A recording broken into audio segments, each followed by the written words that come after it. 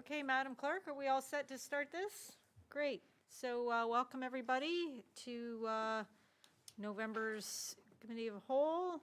It's moved by Councillor Karen, second by Councillor Hunter. Be it resolved that the Committee of the Whole agenda of, Council, pardon me. That the council agenda as presented on November 18th, 2025 be approved as circulated. All in favor?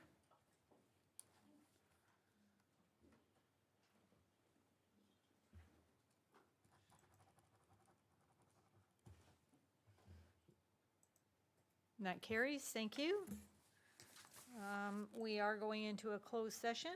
It's moved by Councillor Johnston, second by Councillor Jorgensen. Be it resolved, the next portion of the meeting be closed to the public in order to consider personnel matters about personal matters about an identifiable individual. I haven't been drinking at lunch, I swear. Including municipal or local board employees, labor relations, or employee negotiations pursuant to clause 239(2) of the Municipal Act 2001 C25. Okay, please vote.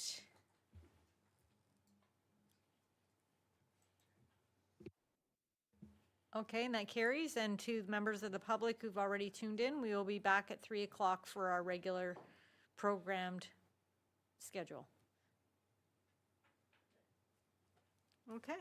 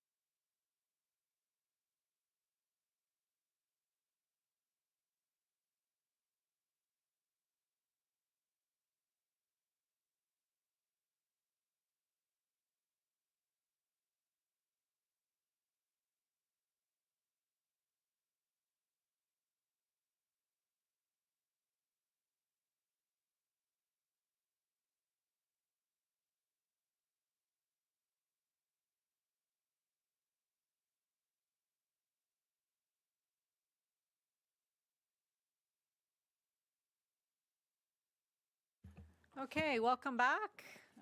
For those just joining us, we did have a closed session earlier today for personnel matters, which we won't be having anything come out of closed session. So we will roll right into Committee of the Whole.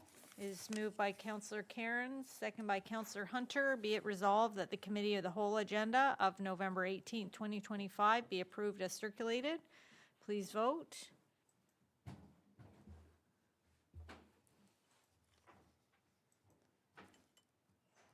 That carries. Thank you.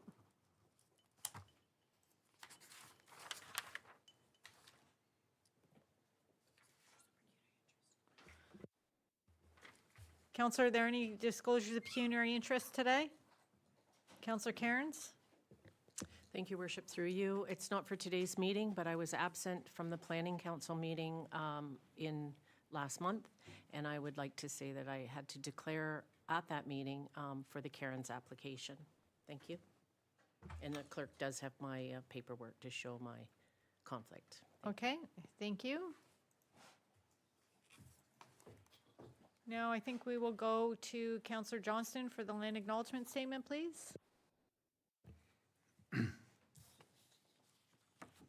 Red means go, yeah. Thank you, Your Worship.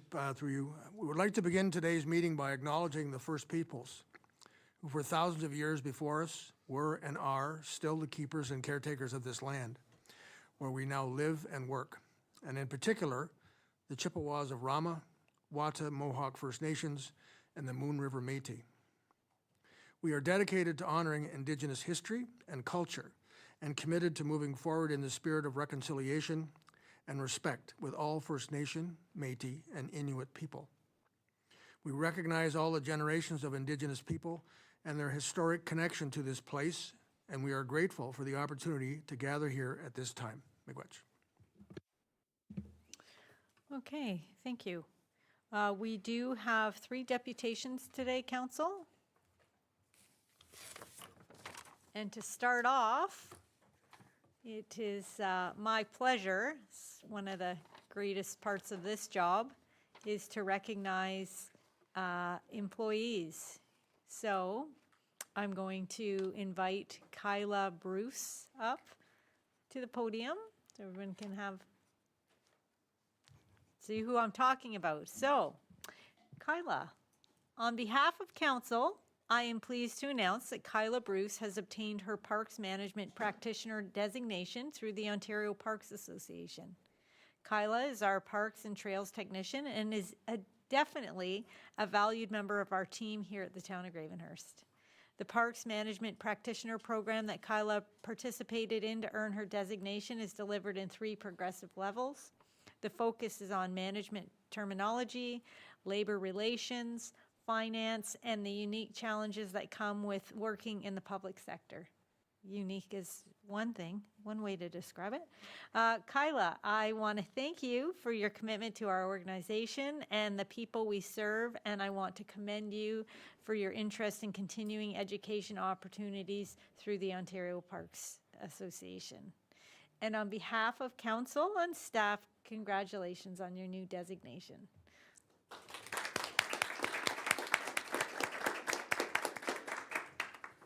Thanks for coming today, Kyla. I know it's not your favorite, thing to do is be recognized, but we do appreciate what a great job that you do every day, and it's nice to highlight the stuff that you do work out in the community. So, thank you. Great. Thank you for the recognition and the opportunity to continue learning and advancing in my professional designations. Great, thanks. Okay, Council? Councillor Cairns? Thank you, Worship, and through you. I just want to say a big thank you to Kyla. I've worked with Kyla for very many years with the town, and I just want everyone to know that not only does Kyla do parks and trails, she also does the beautiful hanging baskets in town. She also does all the planters here at the municipal office and everywhere else, and they were beautiful this year, and I just want to recognize her for, she picks out the colors, she goes down to the garden centers and makes sure that they're all growing well, and I just want to say thank you, Kyla, for that, as well as what you do. It means a lot, and it certainly makes our town look really great, so thank you very much. Okay, thank you. Okay, Kyla, we can cut you loose now. I know you'd love to stay for the whole meeting, but thanks for joining us today. Okay, so moving on to our next deputation, we have Megan Pratt from the Gravenhurst Chamber of Commerce. Come on up, Megan.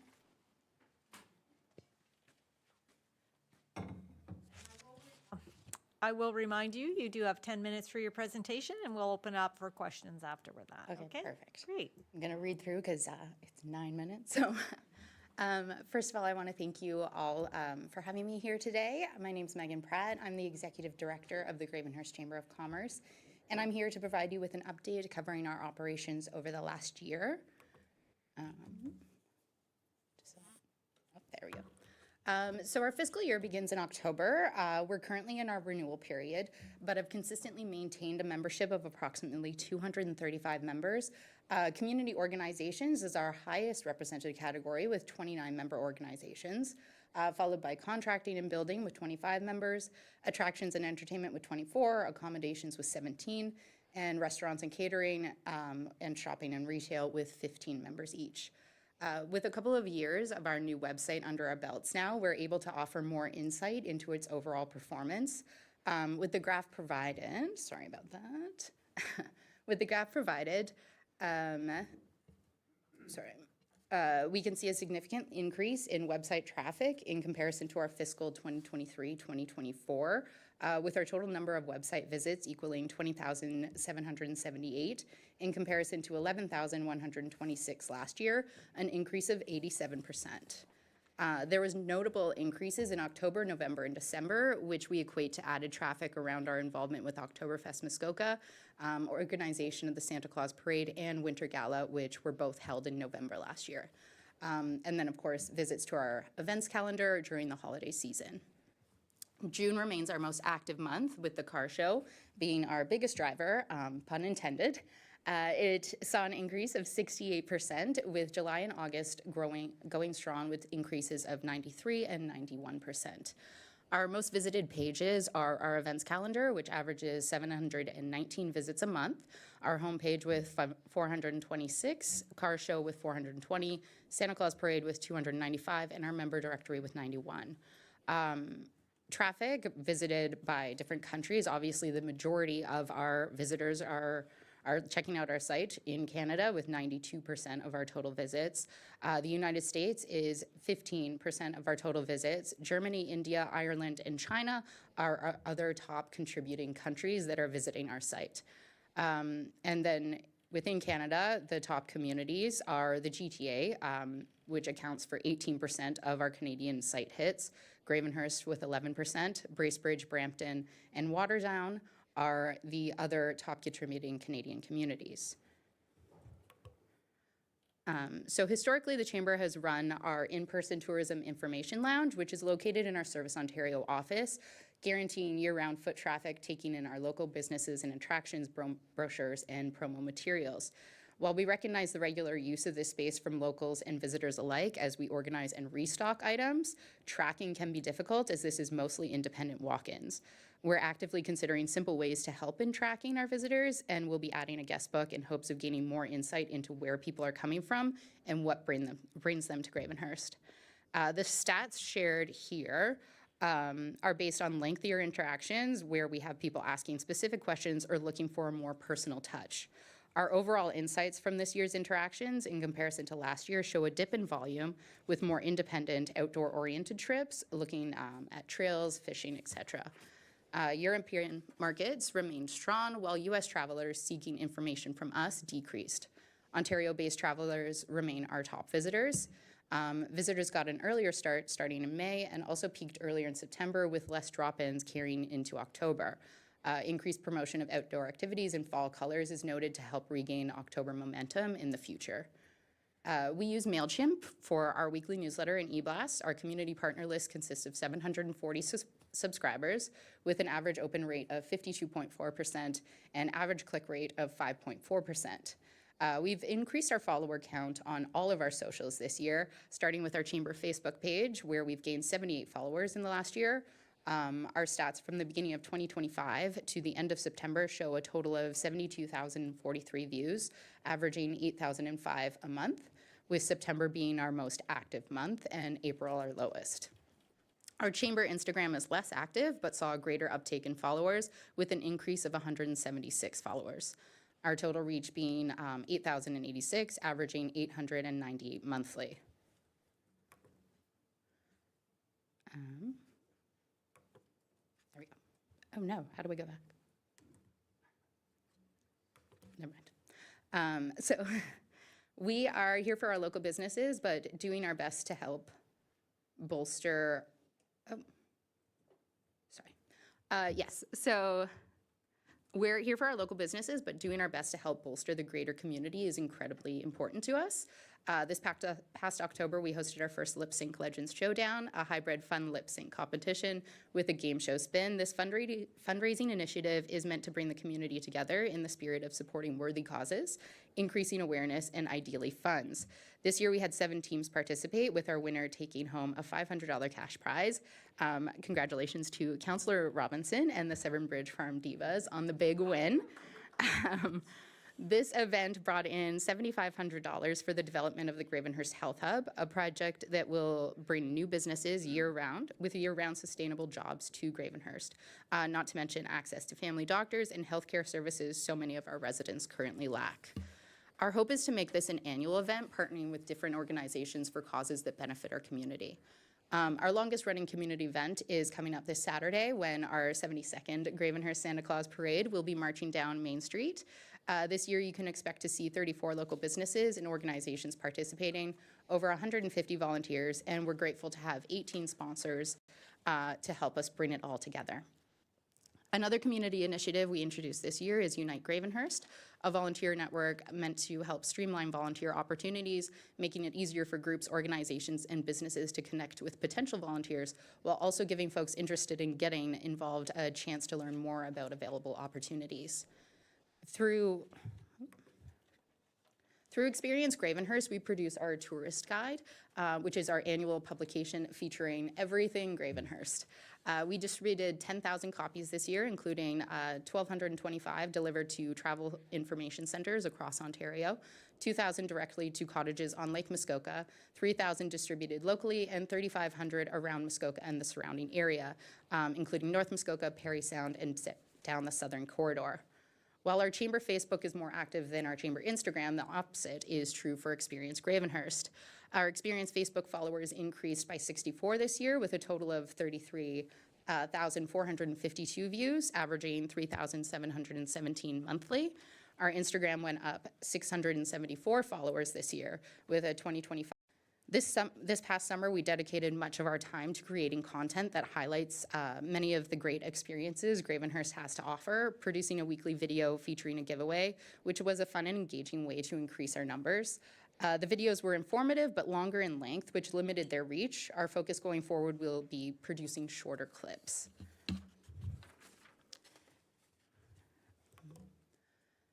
So the car show is our largest fundraiser, and we're happy to see its success continue with our 2025 show.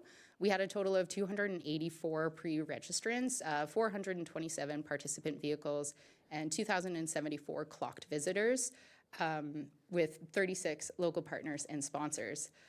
So we're looking forward to another great show in 2026. Moving forward, this spring we initiated 3 chamber committees. Our governance committee will focus on getting our organization back in order post-COVID, updating bylaws and ensuring compliance. Our events committee is dedicated to planning and executing events, including those directed at members, community, and tourism, creating working groups specific to larger events with the help of interested community members. And then our tourism committee is focused on researching and applying for grants, arranging and promoting stay packages for all Gravenhurst events, and creating a database of key contacts we can work together with and provide to third-party organizers. The most common comments we receive note our warmth, welcoming nature, inclusivity, and authenticity, and that is the spirit we continuously look to bring to everything we do. Obviously, we look to benefit our members as individual businesses, providing resources, information, access to chamber benefits, promotion, opportunities to connect, network, get involved. We offer our support in any way we can. But beyond what chamber membership offers the individual, my personal goal is for current and prospective members to recognize what we bring to the greater community and feel compelled to support that. For me, I believe Gravenhurst is at a turning point, and the key to thriving is working together. We all have strengths, weaknesses, talents, passions, connections. We all choose to be here for a reason. Our chamber is open to everyone that has chosen Gravenhurst as their home, their place of work, as their destination to explore. We ultimately want to work with anyone that wishes to see our town succeed. So that is it today. Great.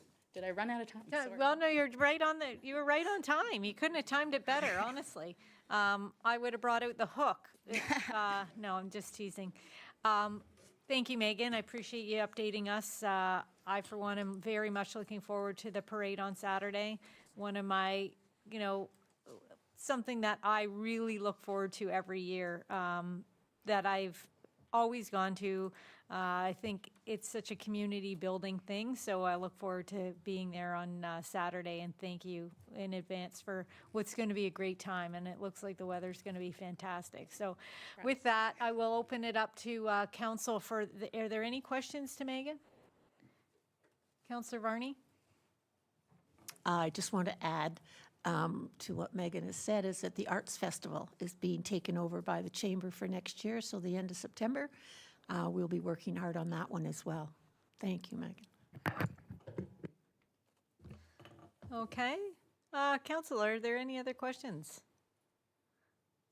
Okay, so lots of exciting things, and I think there's, Christmas season is upon us, or holiday season, I'll say, and look forward to seeing everybody out on Saturday.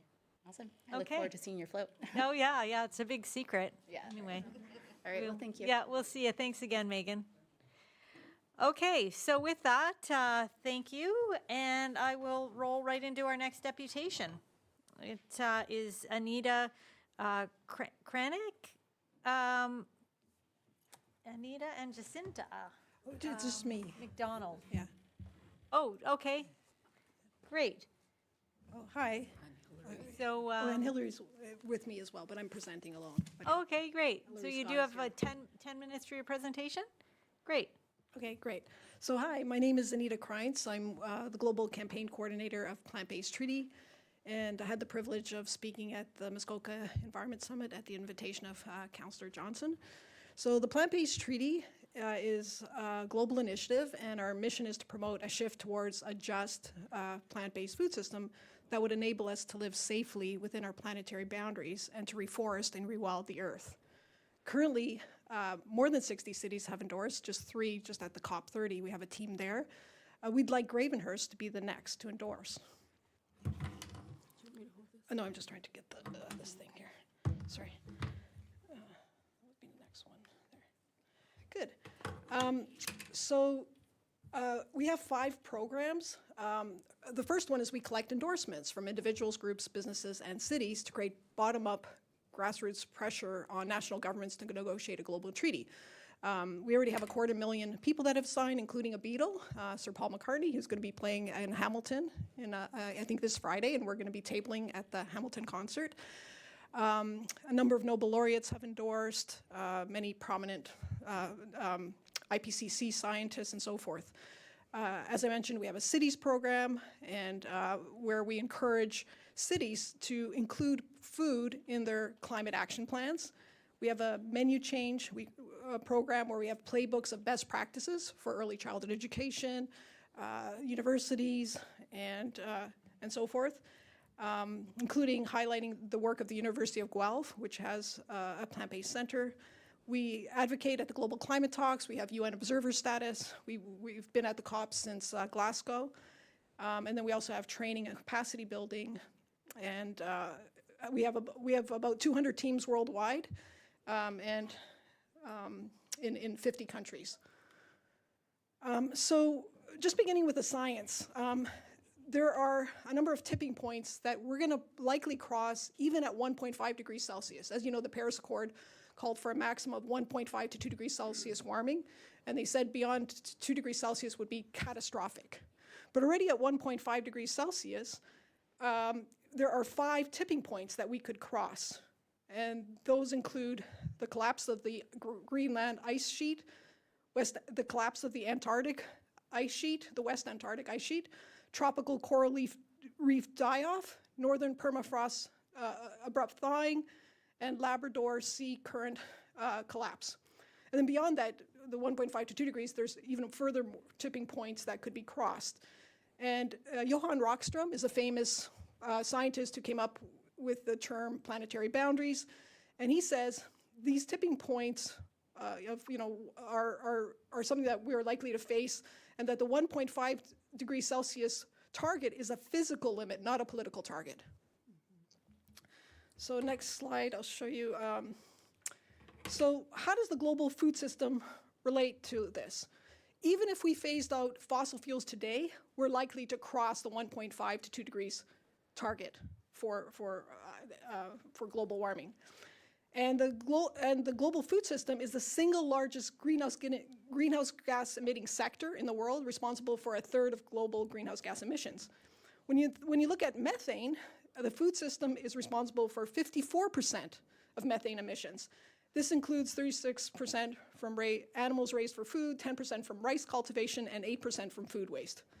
The global food system is transgressing 5 of the 9 planetary boundaries, and we could protect those boundaries if we address the food system and promote a transition towards a more plant-based food system. 18% of the global calories come from animal products, but yet these products require 83% of the farmland, so it's highly inefficient. And 71% of the global deforestation is due to animal agriculture. This next slide shows how much land is used for farming, and it's 4 billion hectares worldwide. If people switch to a plant-based food system, they would be using only 1 billion. So that's a 3/4 reduction. So we could save a lot of land and reforest and rewild the earth. That would be a carbon sink as well.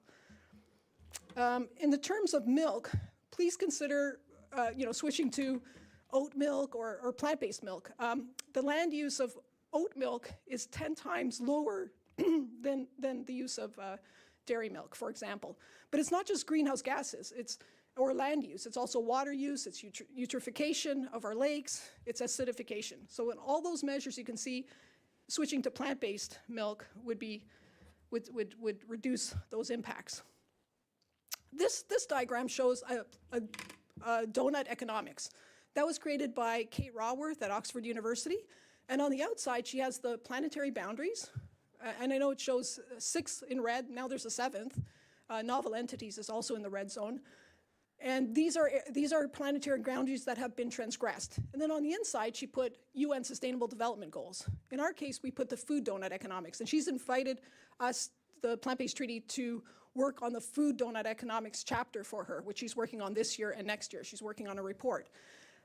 So the green zone is the safe zone. It's the safe and just zone where we have to be in order to protect the planetary boundaries and to also secure our UN Sustainable Development Goals. On the right, I put a shocking sort of graph which shows per capita meat consumption. Think of your parents or grandparents, how much meat, dairy, and eggs they ate, and think of it today. So in 1980, the average person worldwide ate 30 kilograms of meat per year, but now it's 45 kilograms. That's a 50% increase. And if you look at post-war numbers, that's all you've seen. It's just a constant increase, except with COVID it dipped, but now it's back up. So this is not sustainable from an environmental perspective. My favorite graph from the Intergovernmental Panel on Climate Change, special report on land use, shows the impact of different diets. If people went plant-based, that would save 8 gigatons of carbon equivalent per year. These other diets show the savings, like for a flexitarian, it would be 5 gigatons. This does not include land use or the deforestation and the loss of carbon sinks. That would more than double the number. So now to the solutions. 59 cities worldwide. As I said, it's over 60 now. In Southern Ontario, it's Brampton, Caledon, Mississauga, Richmond Hill, Vaughan have all endorsed the Plant-Based Treaty. We'd like Gravenhurst to be next. In 2020, Muskoka District Council declared a climate emergency, and we'd like to see Gravenhurst climate change mitigation plan to include food and not just food waste. So we'd like to see a prioritization of a shift towards low-carbon food. We'd like to see design of public information campaigns, and I was wondering if it was okay to distribute these. We've made this these plant-based Climate Hero leaflets based on the wonderful Muskoka District's Climate Hero.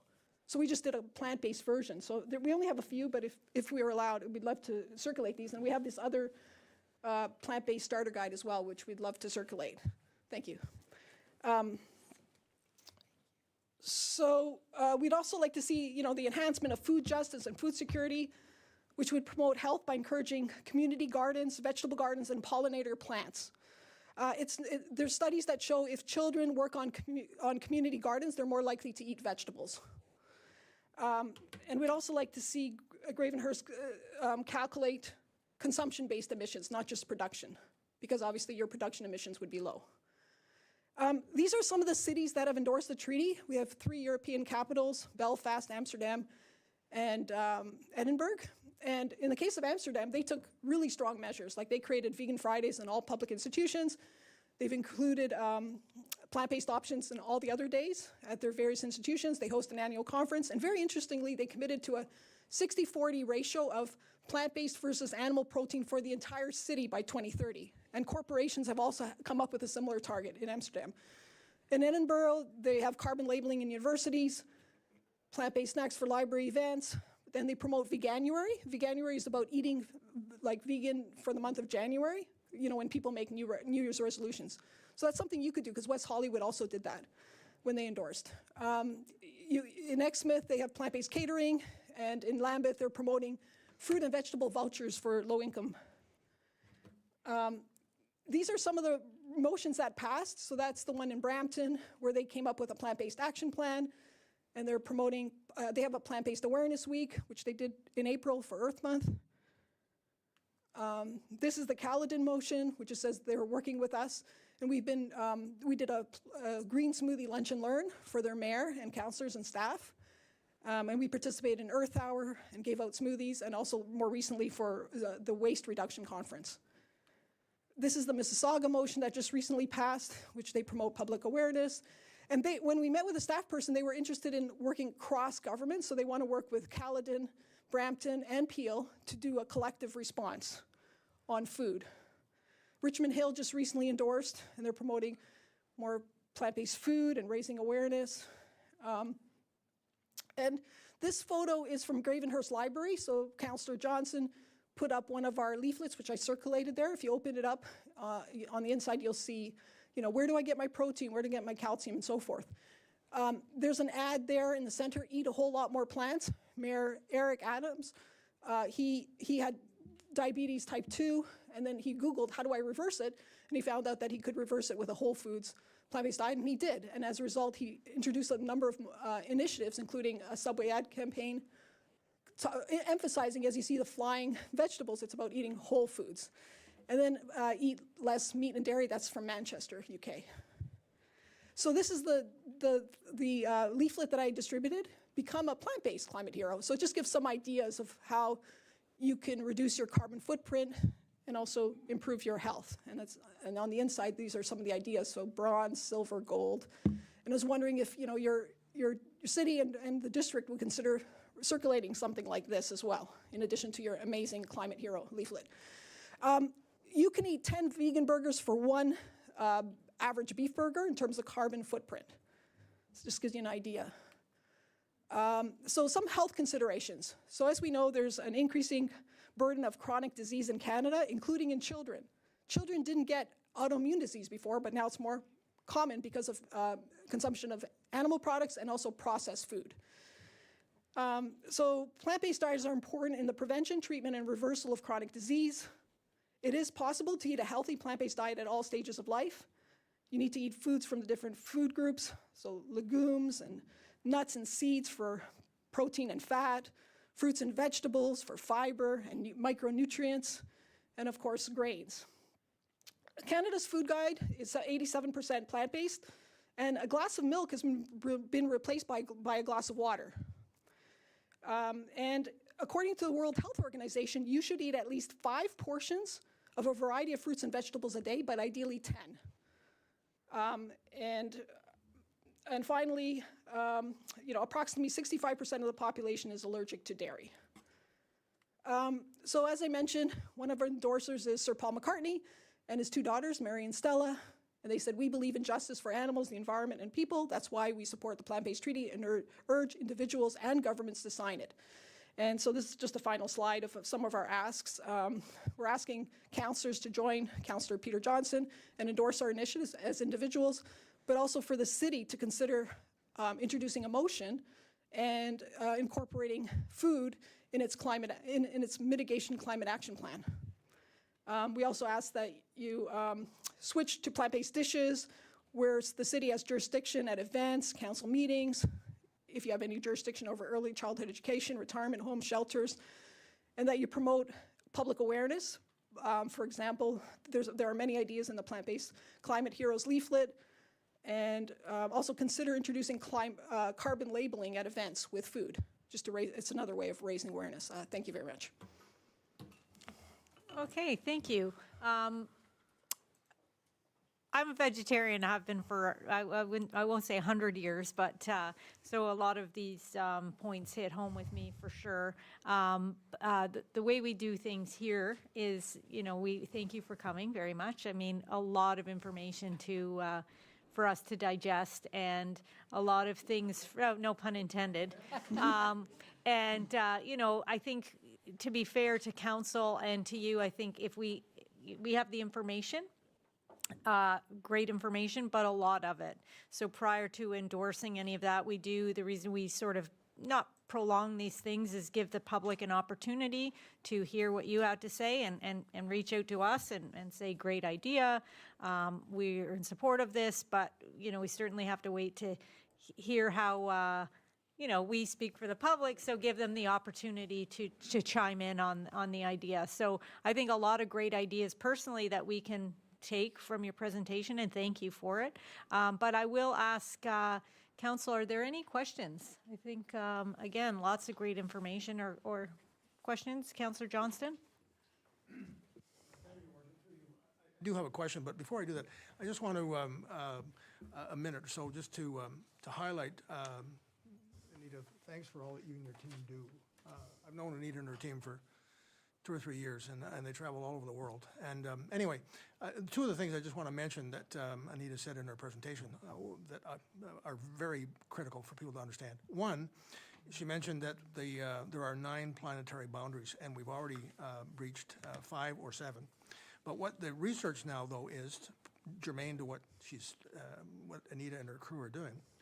Research now says that they can roll back 5 of those by transitioning, and not switching, by transitioning into climate-based agriculture. So there's that. And then the other point that's frustrating to people like anybody that's involved in climate action is that 2 of the biggest climate factors are gas and oil emissions, and we continue to drill that. And then secondly, as Anita pointed out, meat production. Agriculture is one of the other drivers of climate, and that is going up through the top of the graph.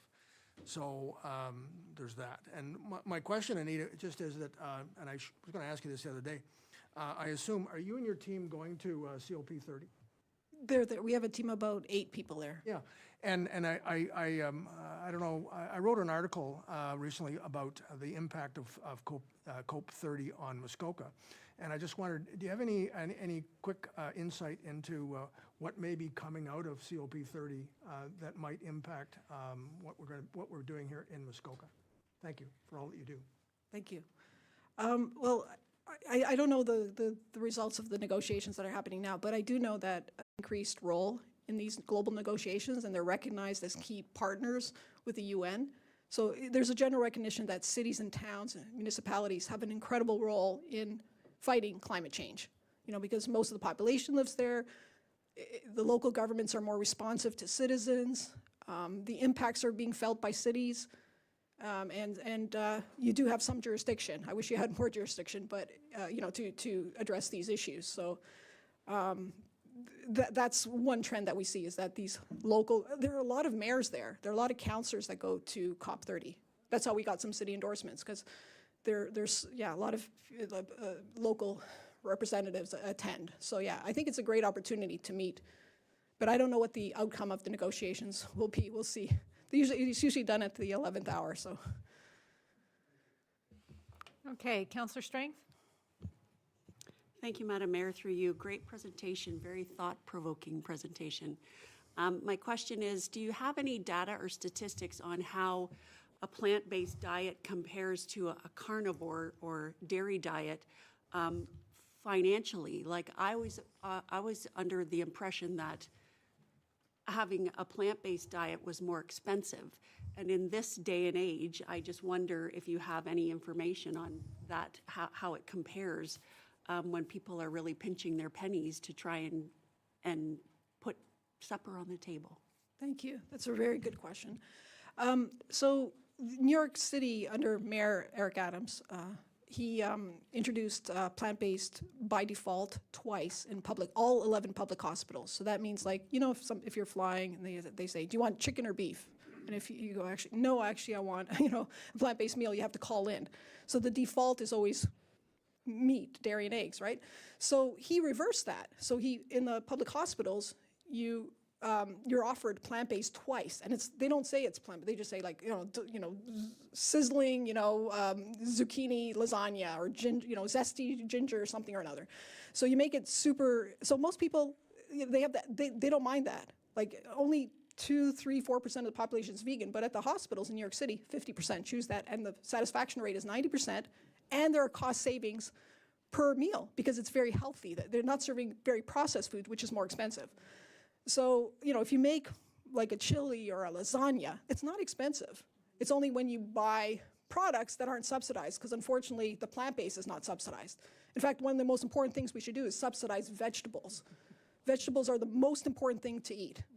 There's a famous doctor, Furman, Dr. Joel Furman, that says, you should put on your fridge a sign that says, the main dish is a salad. So what you do is you add beans and tofu on the salad, but you have a big salad every day. I personally have a green smoothie every day, and we actually brought some if anyone wants samples. But it's about eating your dark leafy greens, because Dr. Furman says they're at 100 in terms of nutrients. That is, he defines it as nutrients per calorie. They're at 100. Then when you go to 80, it might be, like the fruits or whatever, then go down to 60 might be the tofu, and then nuts and seeds. Then you go down, say 15 might be dairy, then 0 is cookies. So no nutrients whatsoever for that. But I mean, so the question is, like, how do you eat whole food plant-based, which is cost effective, super healthy, so it also reduces your health costs, and it improves your cost of living. And it's just like, how do you eat more vegetables? That's the key thing. Like beans are also very cheap. If I have a pressure cooker and I don't like buying cans, so I prefer my red kidney beans, my chickpeas. It's very cheap to eat lentils and chickpeas and to make a delicious stew or to mix it with your rice. So I think it can be. I think just people don't know. They have to remember what their grandparents did or great-grandparents did, and this is in many cultures. Many cultures are very plant-based if you go back. Can I just add something? I just wanted to say also, it's how you prepare things. And like beans, tofu per pound translate to a lot more economical compared to meat and dairy, certainly, with almond milk and all kinds of other plant-based options to add. Also, they will impact inflammation in terms of, a better, like when you use plant-based options, inflammation in a lot of people will decline.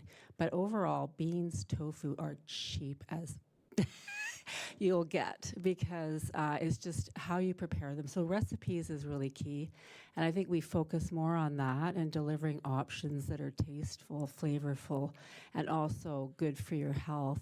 More and more children will gravitate towards them, as well as adults who typically may have been leaning on fast food, quick options, right? And if we make those available to go and take away, even better for having those options available to more people. Okay, I'm going to go over to Councillor Hunter. Thank you, Madam Mayor, through you. Great presentation, thank you very much.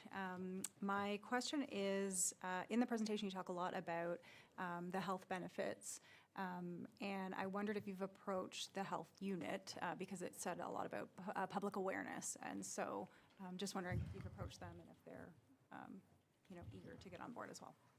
Yeah, that's a great idea. No, we haven't approached the health unit yet, but when we met with the Region Appeal, that was very much the focus is on, the staff person was saying that we need to work with the health unit.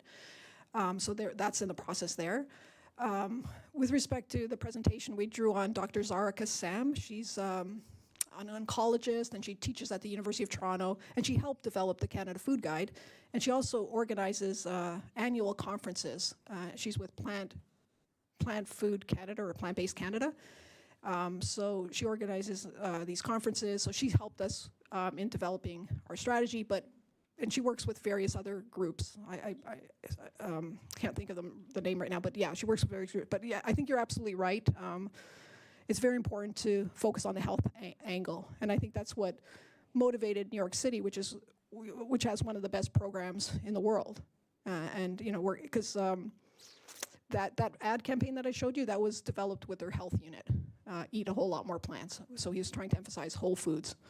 But that is a good approach. Okay, Councillor Barney? Thank you, through you. I'm just wondering, why is it that the meat consumption has gone up? Is it because meat is less expensive, or was it because in our parents' and grandparents' time it was more scarce for them? I mean, I can remember a roast of beef had to last the whole week, whether it was a meatloaf and, all the way down. Is that, I mean, I'm surprised, because I would have thought that it would have been lower because of all these other diets that people are doing, which is, and vegan and all of the others, yeah. Why do you think that's happened? That's an excellent question.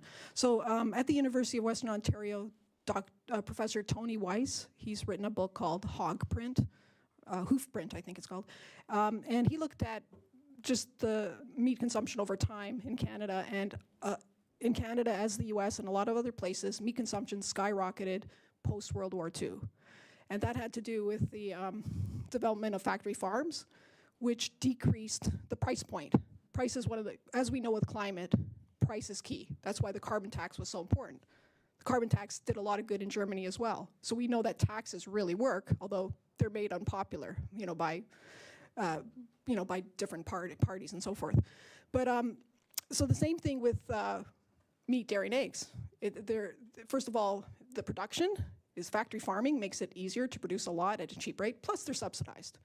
So price is key. But it's also advertisement, and people's perception. So there are so many factors that lead to increased, it's not just demand, it's also supply. And, there are companies like Cargill, it's a very big, one of the world's biggest companies, they have a target in Asia to get 100 million people to do backyard chicken operations. And these are largely plant-based societies that are now turning to, once you develop a network of slaughterhouses and, have the animal feed and all that, they're gonna go in the same direction. So their consumption is just growing. So it doesn't look good. There was a Harvard study that of all these food experts that answered the question of when does meat, dairy, and eggs have to peak for us to meet our targets? And they said 2030, and then they said by 2036, it would have to decrease. Meat and dairy and egg consumption would have to go down 60%. But if you look at the Food and Agriculture Organization, the UN organization that looks at these trends, the graph is just going up and up and up. In 1960, 6 billion animals, land animals, were killed a year. What do you think is today? That was 1960. So it's in our lifetimes. Now it's over 100 billion. So do you see the trend? So over 100, but that's just land animals, not talking about fish or marine animals. So and it's just getting, the problem's just getting worse and worse and worse. And Councillor Johnson mentioned the planetary boundaries. It's a new concept. So remember in the 1970s, there was limits to growth, Donella Meadows. In the 1960s, it was Rachel Carson, Silent Spring. There were books by Paul Ehrlich and his wife, I forgot her name, but, about the population bomb. There was all this worry about what's going to happen this century. And they were basically right, although they were mocked at the time. Back then, they didn't know the concept of planetary boundaries. That was only introduced in 2009 by Johan Rockström. And there's a Netflix film on him called Breaking Boundaries, narrated by Sir David Attenborough. And he talks about, back then it was just 3 boundaries that were transgressed in 2009, but they didn't have enough data for some of the others. Then they did another study, 2017, and increased to 5. Then they did another study, 2023. Then they said it was 7. And then just this year they said, oh, it's 8. So the only planetary boundary that's healthy is the ozone layer. All the others are being transgressed. So microplastics, novel entities, freshwater use, nitrogen and phosphorus, land use, biodiversity is critical. Climate change, critical. So yeah, this is the direction. We're in the 6th mass extinction. And it's only getting worse and worse. And so, but the thing is, it doesn't have to be hard to change. We can make it fun. We can make it delicious. We can make it healthy. It just, food is something that, that's so important to so many people and so many cultures, but there are ways to do this. So we have to figure it out how to make, it's a win-win-win ultimately. If we, as Peter, as Councillor Johnson said, I think you used the word transition transition. Can I just, sorry, I'm just going to add to that from my non-academic experience, but just understanding how big pharma, and I mean that, how pharmacy sales have gone exponentially as well. Big pharma with an F is also, the main driver is profits. So we have to be mindful of that they have an agenda is to make more and more money at the expense of health. At the end of the day, there's no real concern if we see the hospitals still ailing with a lot of people that are sick and with all kinds of diseases, from diabetes to cancer to autoimmune diseases, which are there are stats and studies showing that it is linked to meat and dairy. So we know this. So our Canada Food Guide is supporting this, which is great. It's just we have to be more mindful and try and get the message out as best we can. And obviously in baby steps, but the transition is the key, I suppose, to have people more engaged in trying different menu options and having their families try different food choices. So, yeah, that's it. Thank you. Okay, well, thank you. I know Councillor Johnston wanted another opportunity, but I think there'll be another opportunity to discuss this very interesting concept. Again, we appreciate you coming, lots of information, and yeah, I'm sure it's not the last we've heard about the plant-based treaty around this table, so thanks Great. for coming. We have a couple of folders. Just with a sample motion and some background, Okay, can I leave it with you? Or? yep, our clerk will receive that. Thank you so much. Perfect. Yeah, thanks for coming.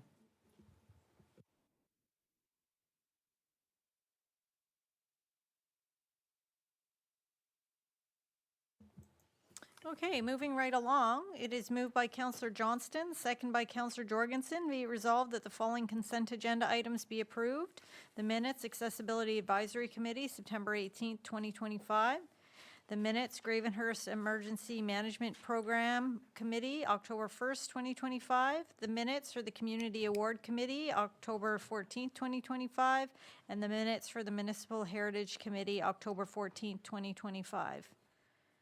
Okay, council, anybody want to speak to any of these?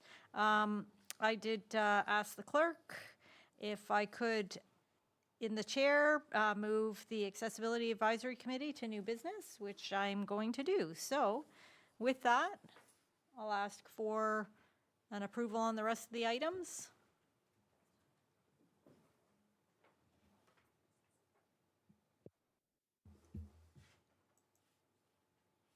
Okay, and that carries. Thank you.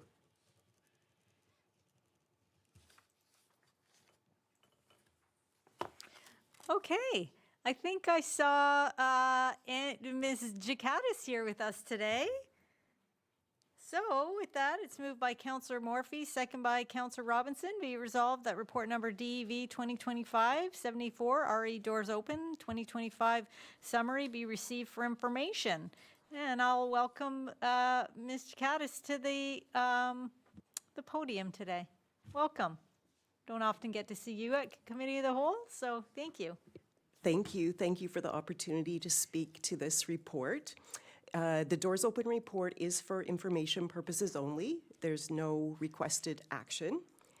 As noted in the report, Doors Open is a provincially led initiative which is intended to promote and celebrate cultural heritage. So the Gravenhurst Doors Open event was held on Saturday, September 20th. It was a beautiful weather day, and by all accounts, the event was a success. With that said, there were a couple of things that would be done differently in the future. Just for example, this great Doors Open brochure would have been distributed to all of the sites. Big shout out to Economic Development for creating this brochure. There were a total of 11 Doors Open sites. The event was facilitated by town staff through the Heritage Committee. And I should have mentioned, that's why I'm here presenting this report, is that I'm the staff liaison for the Municipal Heritage Committee. A few council members volunteered or were involved with hosting a site, which was greatly appreciated.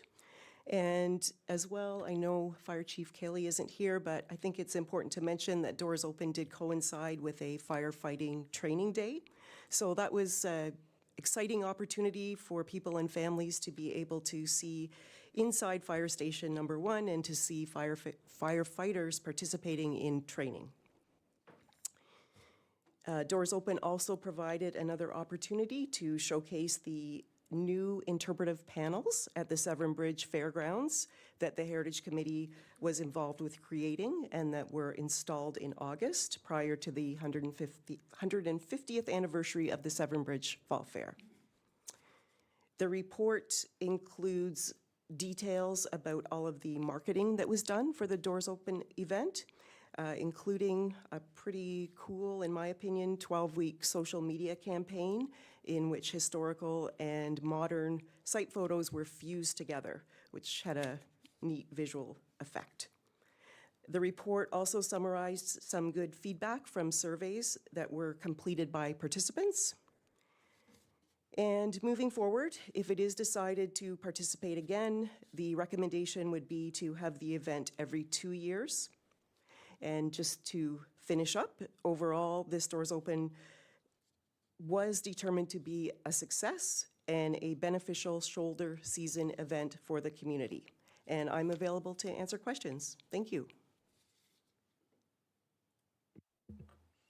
Okay, and thank you. I know that you were at a site. I think you were here, actually, and so appreciate you spending your free time. Our staff often volunteers for these initiatives, and so I want to highlight that and thank you for coming in on your personal time to be part of this community. So we appreciate everybody, all the volunteers. So with that, I'll, and the council members too who participated. So council, are there any questions for Mr. Caddis? Councillor Varney? Through you, this is not a question, but a comment. I mean, I was at the Arts at the Albion, and we had a huge number of people come through, which was amazing. And they had gone to quite a few of the areas, and they loved, they just, nothing negative, all positive. The only thing was, when I tried to get them to fill out the comments, they said, oh no, just tell them we love it. They just didn't want to take that. But so that was just one thing. I mean, I said I will pass it on because everybody was so impressed. Yeah, thank you.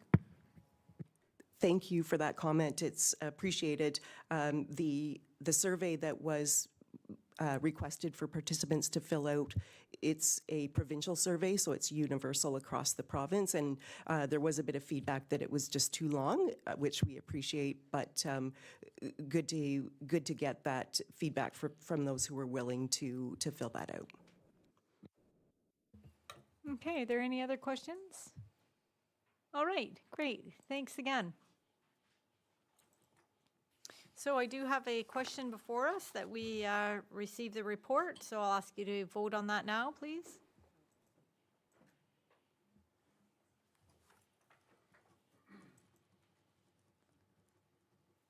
Matt carries, thank you.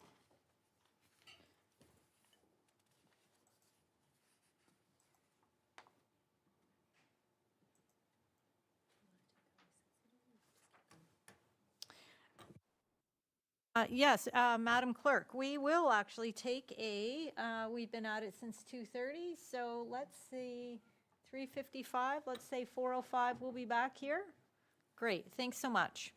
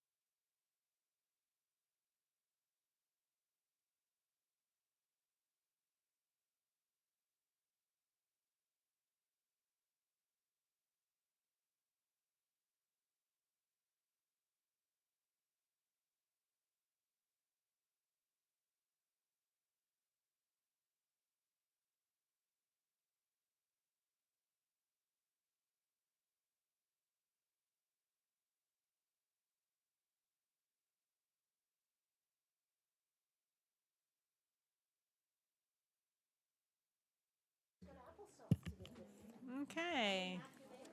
All right, so we're going to get right back to it.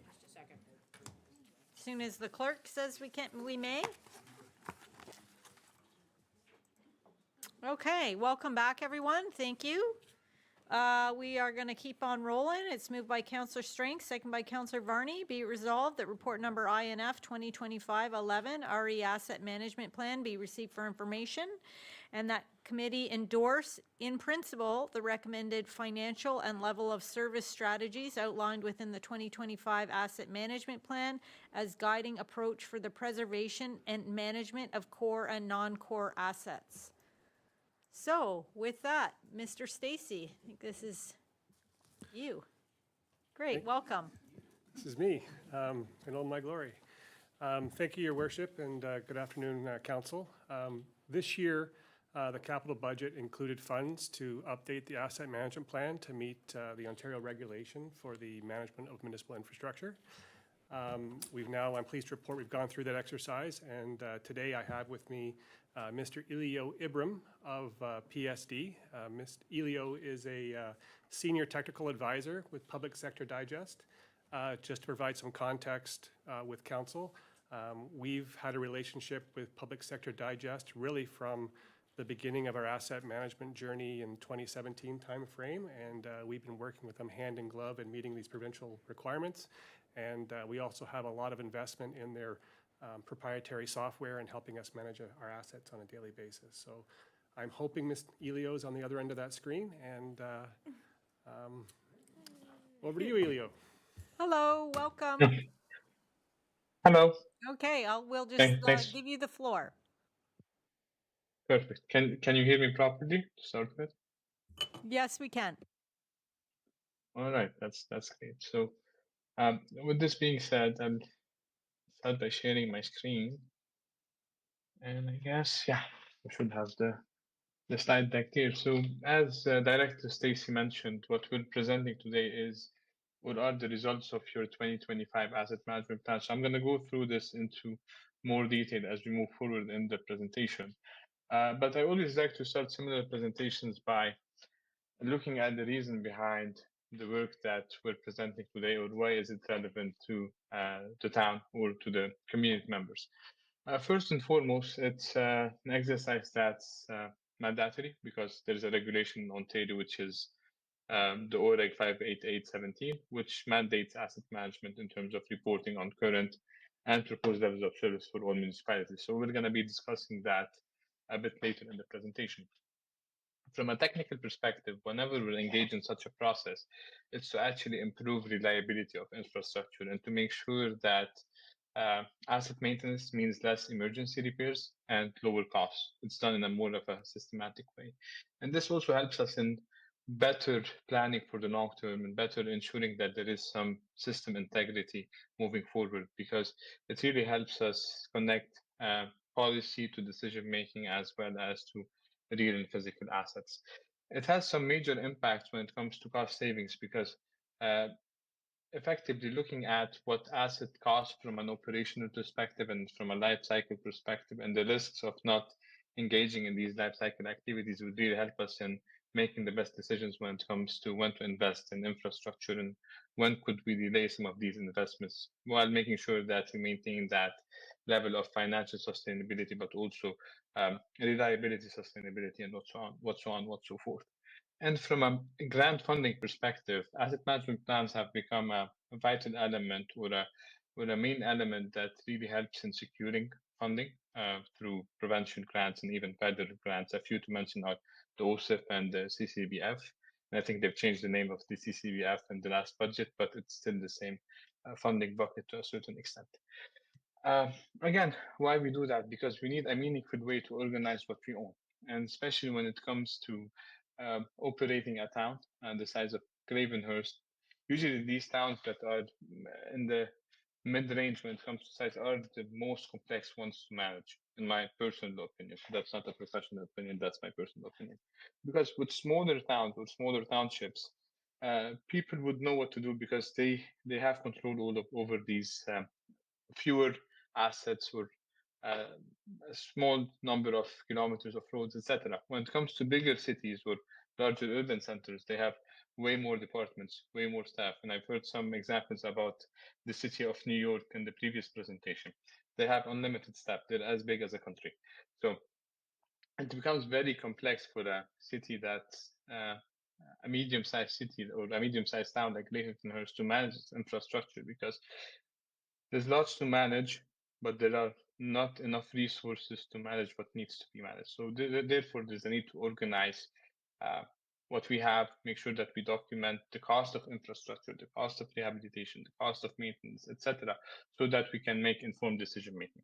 And a part of this process, what we've done over the past year is we've engaged staff, we've even engaged public, and we've engaged council as well, and we've tried to collect what matters the most to people who are decision makers, people who operate and manage these infrastructure. And by the way, they've been doing a great job. Once we look at the condition scores, you'll be able to see that and look at what people really want or what do they aspire to get and their willingness to pay in some cases for some additional service improvements here and there. Effectively, whenever we're dealing with the term asset management, it's a coordinated activity of an organization to realize value from assets. So what we're trying to do here is effectively service management to a certain extent, or to a great extent, actually. And when we're dealing with asset management, it's service management. It's equal to service management. And what we're trying to do here is to balance cost, performance, and risk in order to make sure that we're providing levels of service that are not too costly, not too risky, and acceptable to council, staff, and community members. So effectively, back to the Ontario regulation, and we may have shared this slide with you before, but I'm going to make it quick. The province required municipalities to have asset management policies or strategic asset management policies for their program development by 2019, so you're compliant with that. The first iteration of developing an asset management plan was due in 2022, and at that point in time, Gravenhurst did its 2022 and its 2024 requirements. So back then, the town built an asset management plan focusing on core and non-core infrastructure. And core infrastructure would mean roads, bridges, stormwater infrastructure, while non-core would be machinery and equipment, IT, vehicles, facilities, etc. So at that point in time, the town built its current asset management plan, and that reflected lots of good news compared to other municipalities, because the condition of infrastructure and some of the levels of service proved that the town has been operating properly over the years, and that your level of financing was not that far off. So these were the results of your 2024 asset management plan, focusing on current levels of service, or whatever is being or whatever has been provided back then. As part of this year's project, or the 2025 asset management plan, it focuses more on proposed levels of service and what's required to get to these proposed levels of service in a matter of 10 years from now. And in some cases, proposed levels of service doesn't have to mean better or higher levels of service. It may mean maintaining your current levels of service or maintaining your currently adopted lifecycle management strategies in order to make sure that your infrastructure isn't deteriorating faster than it should be.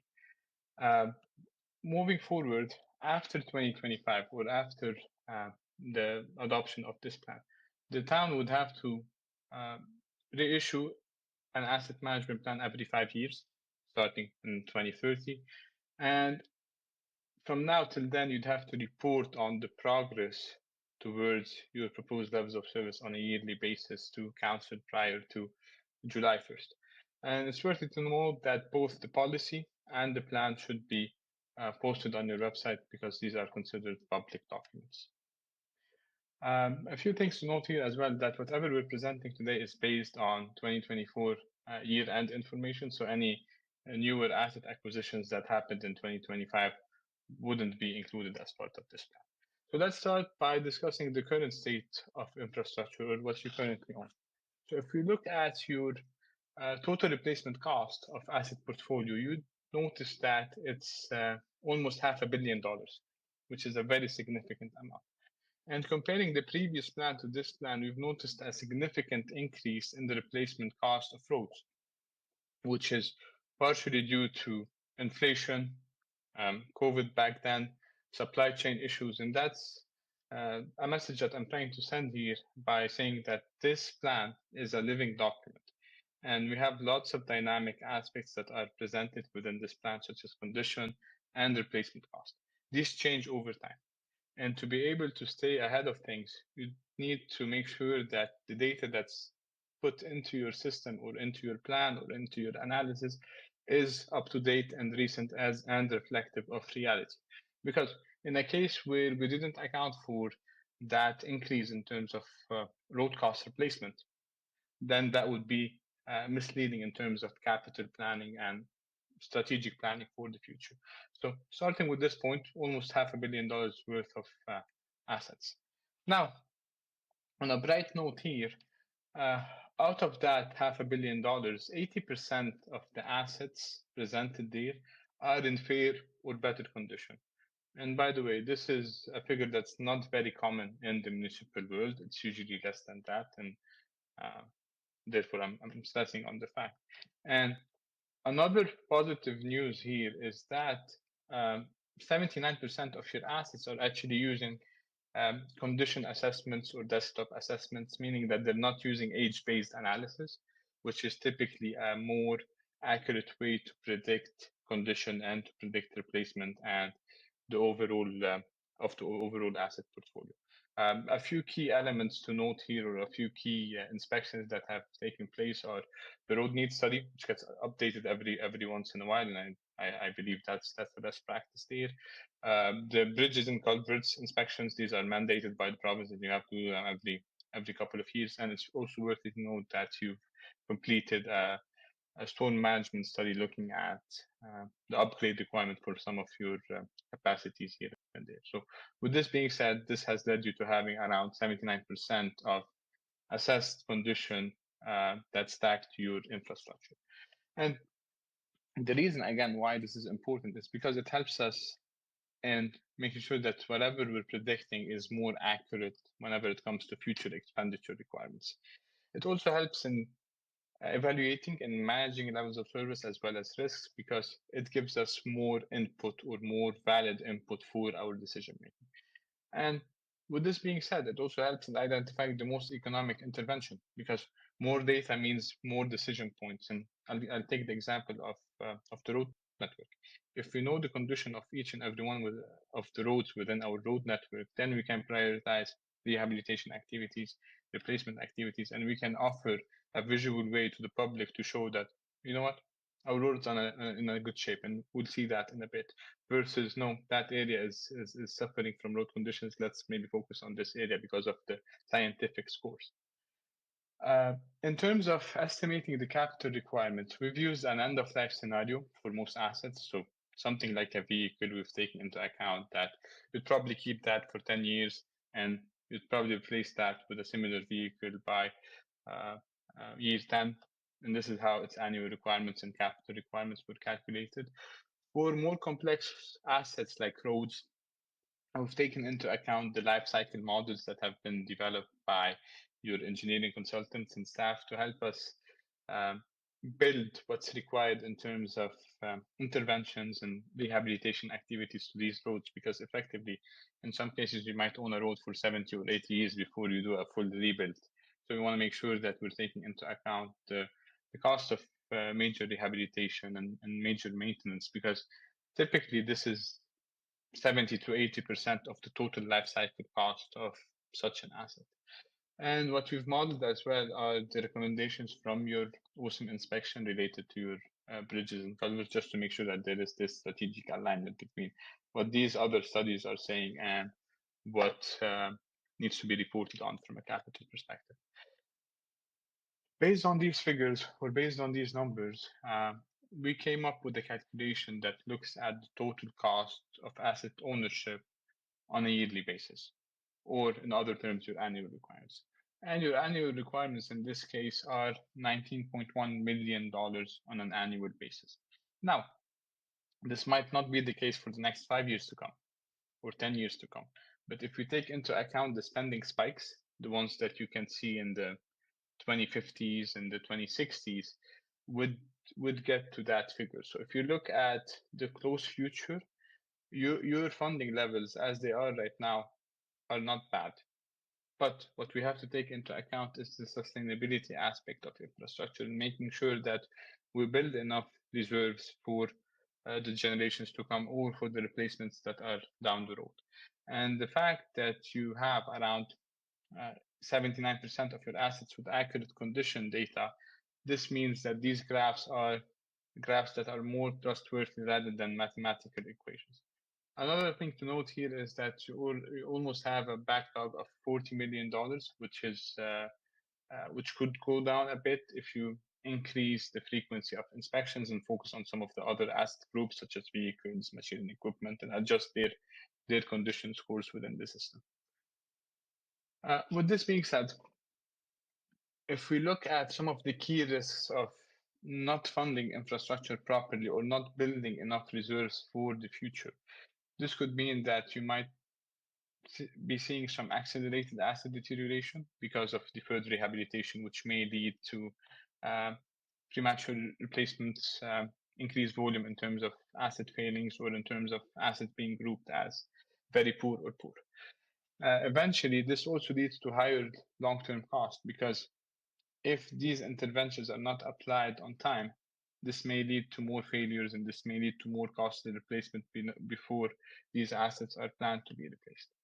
Another key risk to note is service disruption and reliability issues, because whenever assets are in a worse condition, they tend to be less reliable and their downtime tends to be a bit more than usual, which could lead to increased public safety risks or increased reputational risks, as well as a rising infrastructure backlog. Because if you keep on deferring maintenance because there is no money to apply these maintenance activities or these rehabilitation activities, your infrastructure backlog would keep on increasing, which would be causing more risk to your operations.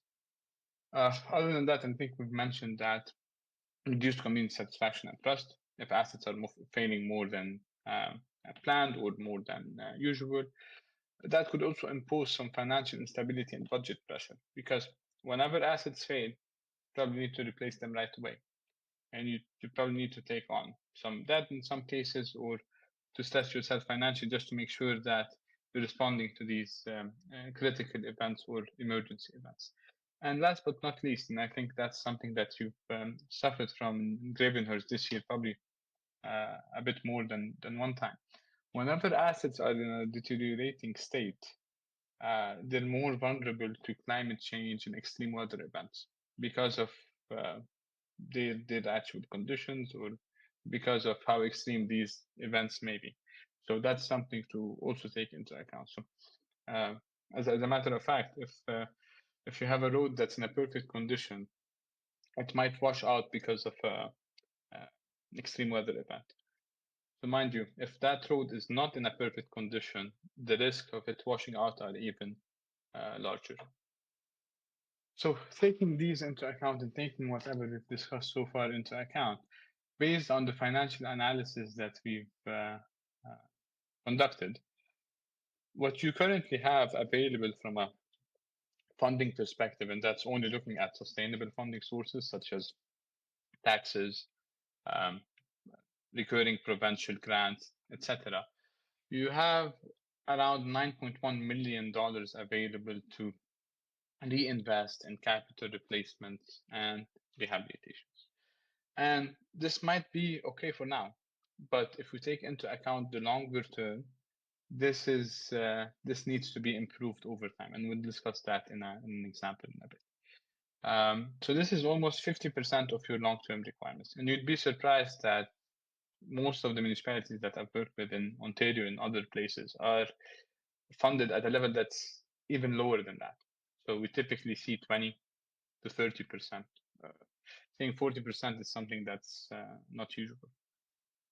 If we take that into account, or if that funding scenario is maintained, this may mean that your asset condition would start declining over time whenever more rehabilitation or more replacement events are due, and that would lead to more reactive repairs and higher long-term costs. Wherever, if we take into account all of the figures that we've seen there, and we take into account the $19.1 million in terms of requirements, and let's assume you had that money available for use tomorrow, that would mean that you'd be able to satisfy all of the life cycle needs for all of your assets and repair assets whenever they're due for repair and invest in them whenever these investments are due. But that's not a realistic scenario, but we typically include it just to show the difference between the current funding level and an optimal funding level. A recommended funding option would be to close that gap over a period of 10 years. So it's a $10 million gap, which equates to 4.1% in terms of annual tax increases to close that gap over a period of 10 years. What that scenario would do is it will effectively catch up with the optimal scenario from a condition perspective and help you maintain that sustainable funding level after that 10-year horizon. If we were to explain that with an example, or if we were to show that with an example, if you look at the optimal budget, you'd see that your assets would fluctuate between 70 to 80 in terms of condition. Whereas with the current budget, even though your assets won't drop below 60, probably at a later state, like in 20 years from now, you won't have enough funds to keep on financing these road rehabilitation or replacements. You're probably doing okay now, but taking into account the long term, that funding level isn't enough. If you take into account the increase or the proposed increase scenario over 10 years, you'd see that that scenario would eventually catch up from a condition perspective with the optimal scenario, and it will also range between 80 to maybe 65 over the time frame that's shown on this figure. Now, if we look at the status quo from a condition perspective, and if we look at your current conditions, you don't have any roads that are actually in the red zone as of now, which is great. But if we take into account a 20-year projection from now or a 19-year projection from now, you'd see that under the current budget scenario, you'd probably end up with some red zones. Whereas with the optimal budget or with the recommended funding option, you'd be keeping your roads in a good state or a better state of repair. So with this being said, what we would recommend is taking into account the fact that this funding gap needs to be closed. Now, what we've provided you with in terms of like the 4.1% tax increase is a recommendation, and it's something to take into account. But it doesn't mean that it's absolutely what you need to do. But it's a mathematical calculation looking at how much funds you have available versus how much you need. That's one. We also recommend you to keep on prioritizing the proactive maintenance program, because your programs over the years, especially for roads, because I've seen these conditions over the years. They've been great in maintaining the road quality and the road conditions. So that's very important to make sure that these programs have enough funding to maintain whatever they've been maintaining. Another thing to take into account is that for the 21% of assets that are using age-based condition, it would be more beneficial to focus on developing condition assessment programs for these assets in order to better project their capital requirements. Another recommendation that we have here is to make sure that whenever we're prioritizing assets and investments, we're looking at this from a risk-based perspective. In fact, looking at the probability of failure of assets that's typically derived from condition versus their consequence of failure, and looking at the potential social, financial, economical, and even operational impacts of a certain asset failure while deciding which assets needs to be prioritized over which other assets. In terms of climate resilience measures, what we have here modeled in terms of life cycle events for assets is based on a status quo scenario. But we all know that the climate impacts are imposing lots of stress on infrastructure and their operations. So we'd ideally want to look at these impacts and model them better in the future, because if your roads are not lasting as much as they used to last. If that's because of extreme weather events or recurring events, then this needs to be modern, and these service lives need to be adjusted to take into account the impacts of extreme weather events. Another key recommendation, and that's very key. Even though in some cases you might not need direct investments in your infrastructure next year or the year after, it's always good to start building reserves, because at some point, as we've seen in one of the previous graphs, there's going to be spending spikes. And if we're not ready for these spending spikes, this might mean that we would need to postpone projects, delay replacements, and effectively be exposed to a higher risk level. Whatever you've done as part of this plan is great in terms of public engagement and transparency, and I think this plan has received lots of responses to the public engagement process, which means that there is interest in that. So you're very much encouraged to keep on working using that same methodology, because that's something that the public really cares about, and it shows more accountability. In terms of other protocols, just to make sure that this plan is kept alive, we'd advise you, or we'd recommend that you keep on focusing on data governance, making sure that the right data is put in the right place, analyzed properly, updated in a timely manner, or updated every once in a while, because effectively you'd have to report on the progress in terms of achieving your proposed levels of service on a yearly basis starting next year, up until you update your asset management plan by 2030. So we advise you to develop some reporting mechanisms or some data update mechanisms, protocols, as well as standard operating procedures to make sure that this is turned from a project into a process that you update and work on as required. And with this being said, I think that's the end of the presentation. Any questions? Okay, well, thank you. A lot of information for sure. So we appreciate you walking us through that. There are some lights on, so there certainly are some questions. I'll start just by saying thank you and see if my questions get answered. If not, I'll ask them in a few minutes. So I will go to Councillor Hunter first. Thank you, Madam Mayor. Through you. This question is actually for Director Stacey. In the presentation, and that was a great presentation, thank you very much, you talked about extreme weather and climate adaptation. And I wondered this year, certainly, we had some roads or areas where we had the freeze thaw or the, like the ice storm or just such an impact of snow.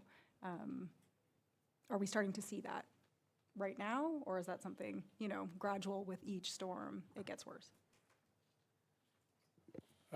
Through your worship to Councillor Hunter, I don't have the answer quantified, but I would say holistically, we are starting to see the effects of climate change on our infrastructure.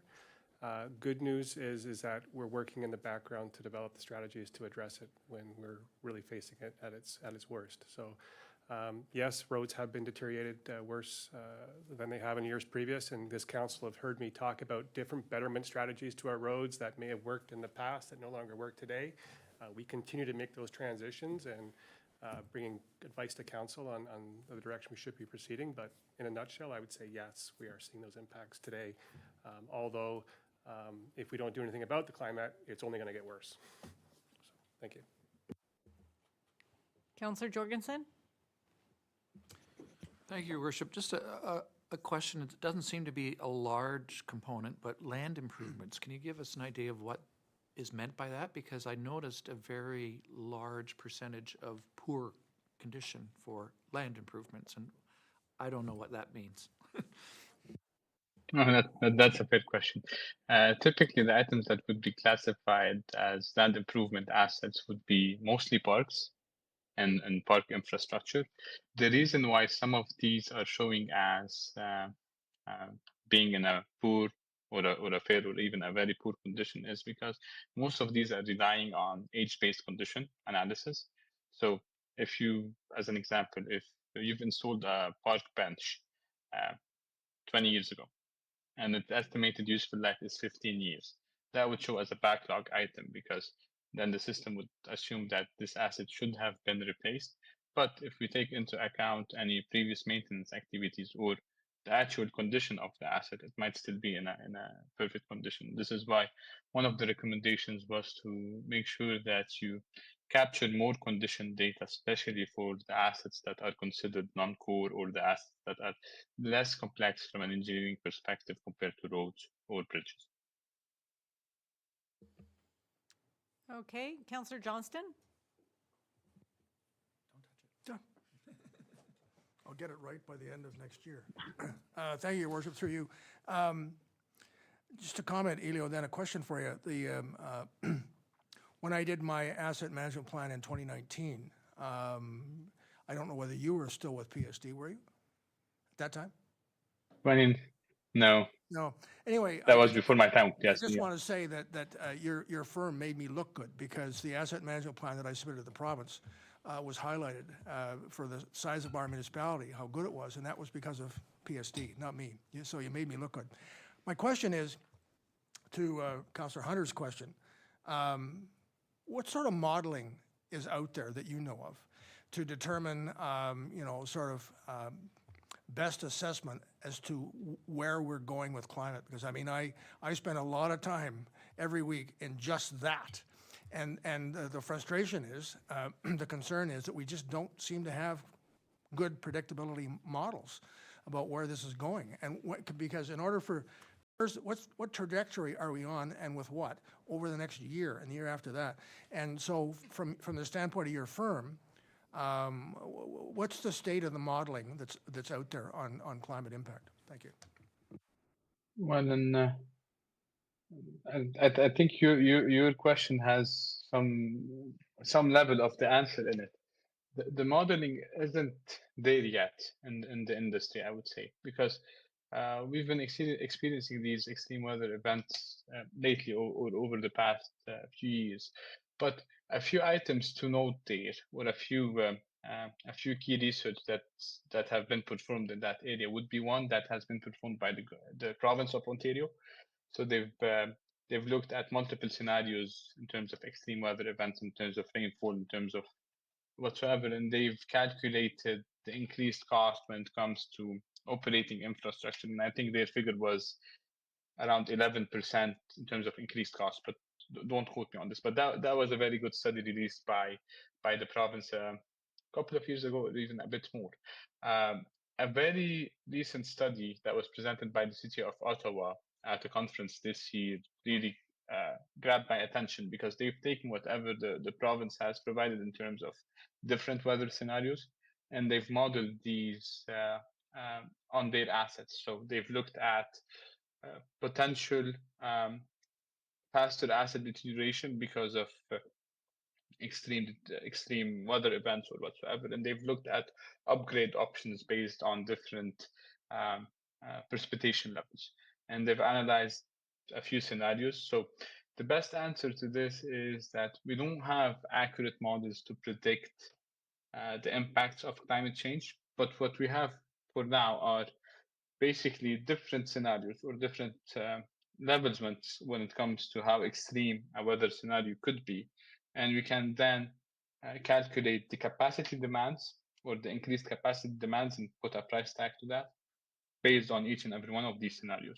And in other cases, we can look at the deterioration curves and how they're getting impacted, and calculate the cost increase because of that shorter lifespan of assets. Okay, Councillor Morphy? Thank you, Your Worship. Through you, I saw a lot of financial implications about tax increases and reserve funds and relying on, we can't let our assets fail.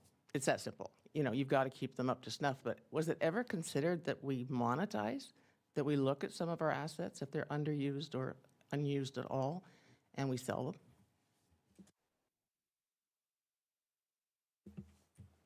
Well, Sorry, I see our director shaking his head, so I'm going to throw it to him. Through your worship to Councillor, that wasn't part of the exercise for this particular assignment. You're off the hook, whether we're having a fire sale or not. Councillor Strength? Thank you, Madam Mayor, through you. Sort of further to that comment from Councillor Morphy, 4% is a lot. I realize that we can't let our assets fail. Is it contemplated that we could start off slowly and still get to eventually where we need to go? I mean, if we started off with 1%, does that mean that it's going to take us 40 years to close the gap? I mean, it makes my heart beat a little bit to think about that increase, realizing that we can't let them fail. I think, Through- yeah, through- I'm going through to your go worship, to Director Stacy. So 4%, 4.1%, yeah, big pill to swallow, I get that. But the study is not saying we need to do it all right now. The study is saying we're in a relatively good place right now with the condition of our assets, with 80%, and we can work towards ramping up to that 4.1%, if you will. I mean, if you look at the expenses that the municipality is going to incur over the lifetime of an asset, you'll notice that really, we're going to really start getting hit hard in the 2050 timeframe. So, but we should be planning to ramp up so that we have our reserves in place to meet it when we get there. So it'll be a gradual process. It'll be a difficult process. And I will qualify it by saying that's only the infrastructure we have today.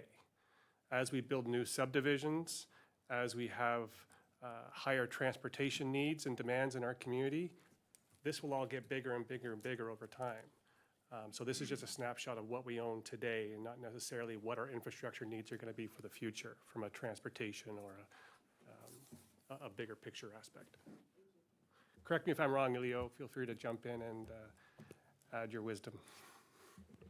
No, I think that was a perfect answer. And as you mentioned, Andrew, so if I go back to that specific slide, yeah, 2050s and onwards, this is when the spending spikes are taking place, and we probably have another wave in 8 years from now. So I'm guessing nobody from this room would be around by then. But that's the concept of sustainable infrastructure, and you might not need it for now, but in a few years from now, these reserves have to be built. And typically, when we recommend that investment over a 10-year time frame, it's just to show you like the math behind it, or the extent of the infrastructure backlog. Do we need to do this now? Maybe, if there is a willingness to pay, then sure. And you'd notice that lots of cities around Canada have increased their taxes by an all-time high over the past 2 or 3 years. A few to mention are the city of Surrey and the city of Vancouver in British Columbia. So that's not that these tax increases are not uncommon, but effectively you'd have to figure out the balance between infrastructure deterioration and affordability. And in some cases, it's not an easy exercise to do, but it gets more refined as you jump deeper into this journey, and as you build more infrastructure, let go of some infrastructure, and develop your community according to its needs. Okay, our CAO wanted to just add on to that. So, Mr. Lucas? Thank you, Madam Mayor. I think that speaks to the recommendation that's before you, which is that committee endorse it in principle, because I think it'll be subject to annual budgeting exercises. Take, for instance, last year, we had a number of things that went our way that put us in a position to come in with a very low operating budget, and council at the time took advantage of the opportunity to increase that reserve contribution. So we'll have some of that. To Councillor Strength's point, a strategy may be to ramp up. Another strategy may be to go in high early and then tail back. So I think it's going to be situational, and we'll take advantage of circumstances. But I think in principle we need to acknowledge that we've got a lot of work to do here, and we'll do our best to strategize in as affordable a manner as possible. Okay, thank you. Councillor Jorgensen? Thank you, Your Worship. Just following up on quickly the percentage, the 4%, because I think the current budget says, or identifies 3% as an increase. Is that, am I correct in that thinking, or? Yeah, okay. But there, what, I guess your comment there is that subject to other adjustments and whatnot over time, but the target of 4% would probably lead us in the right direction. Something that concerns me is the public engagement portion that I read about in there. You know, it sounds to me that overall we're in fairly good condition, but the public engagement seems to indicate that the public doesn't think that. Furthermore, there seems to be a thinking that, well, we should be able to accommodate this in the current level of taxation. So how do we, you know, we've got a big job to do there, I think, and how do we approach that? I guess it's an education process or something, because I don't think the facts don't lie here.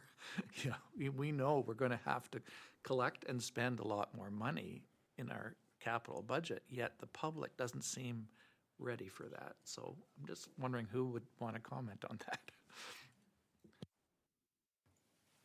Through you, Your Worship, to Councillor Jorgensen. I guess I would say my takeaway from the feedback from the community was the road in the front of their house, or the road or the bridge they cross over every day. From the condition data, which is based on well-established metrics, we're actually in a different place. And it was noted in my report that globally, we're good. It may be these nuances in, you know, the road up front of my house, maybe not, that may be their level of dissatisfaction. And so I think we need to do a better job of publicizing what we do and telling the community, you know, contrary to what you think, this is the scorecard. This is what your investments and what your tax dollars have done for this community, and hope that we gain some small wins through that. I don't think you're going to get everybody. One thing I've learned for almost 30 years of this business, you're not going to please everybody, but you should try to please the masses, and that's where our target should be, is the masses. And we'll continue through our asset management journey to check in with the public, and maybe by giving that information freely to the public of what our condition truly is, there'll be some receptacle. Yeah, you know what? Gravenhurst is investing. They're at 48% of their assets are being managed well, and or 80% of their assets are in good condition or better. That means a lot. That's a scorecard that not many municipalities have, and that's what we need to celebrate, and that's what we need to push out to the community. I don't know how we get around the road in front of my house that serves 5 people as other than to say, if you want that road done, there's other means, maybe a fee for service, maybe a local improvement. But the tax base proper should be utilized for treating the masses opposed to a smaller portion of the community. Just to add on to that, maybe every project we should have a sign that says how much this costs. Like, this road is, you know, every time, like, this pothole cost this much, this costs that. I mean, because people are visual, right? Like, people don't know how we're spending $9.1 million. Well, I don't have to tell you that it goes like that. So I think that's a visual, maybe when we, you know, put out some communications, you know, be careful, this road is going to be closed for, you know, this job, and this costs this much, just so people have an idea of what it costs. In my mind, like, break it down, the materials are this is this. I don't know, I just think that, again, it's very difficult to defend it in the public when the public aren't really understanding, and it takes a long time to understand from this side of the table how much things really cost, because I think we all, every time we sit around and see how much this stuff costs, you're shocked still. So anyway, good point. Did you have something subsequent, or you still have your light on? Oh, okay, so I'm going to go to Councillor Johnston.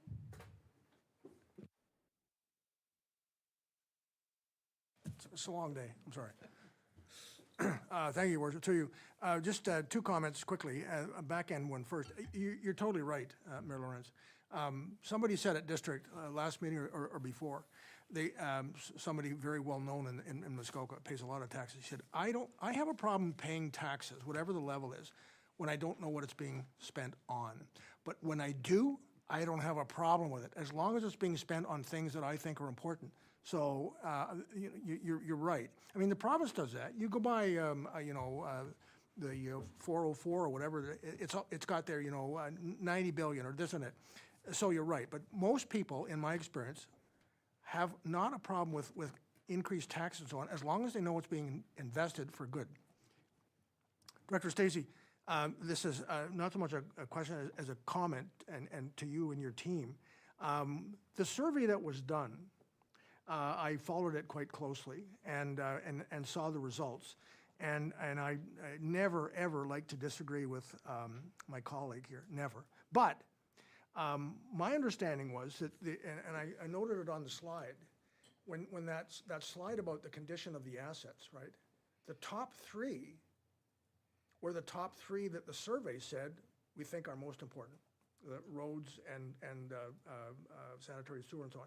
So the bar there was very, very small, the red. The top three in the survey were exactly what the public said we should be spending our money on. So that's a credit to you and your team. And so I think that there still is public engagement to be done. There always is. But I think it's going to be less onerous than perhaps my colleague believes, because I think the public are on board. Once they're told, look, this is what we have to do, this is what it's going to cost, but as long as we tell them that clearly, most of them, reasonable people, are willing to be reasonable. Thank you, Your Worship. Okay, Councillor Jorgensen, I'm going to give you another opportunity, but like this second opportunity, this will be it. So if you can phrase your questions. Okay, great. Thank you. Okay. Yeah, well, I just mean, I think there's certainly some questions that you can ask.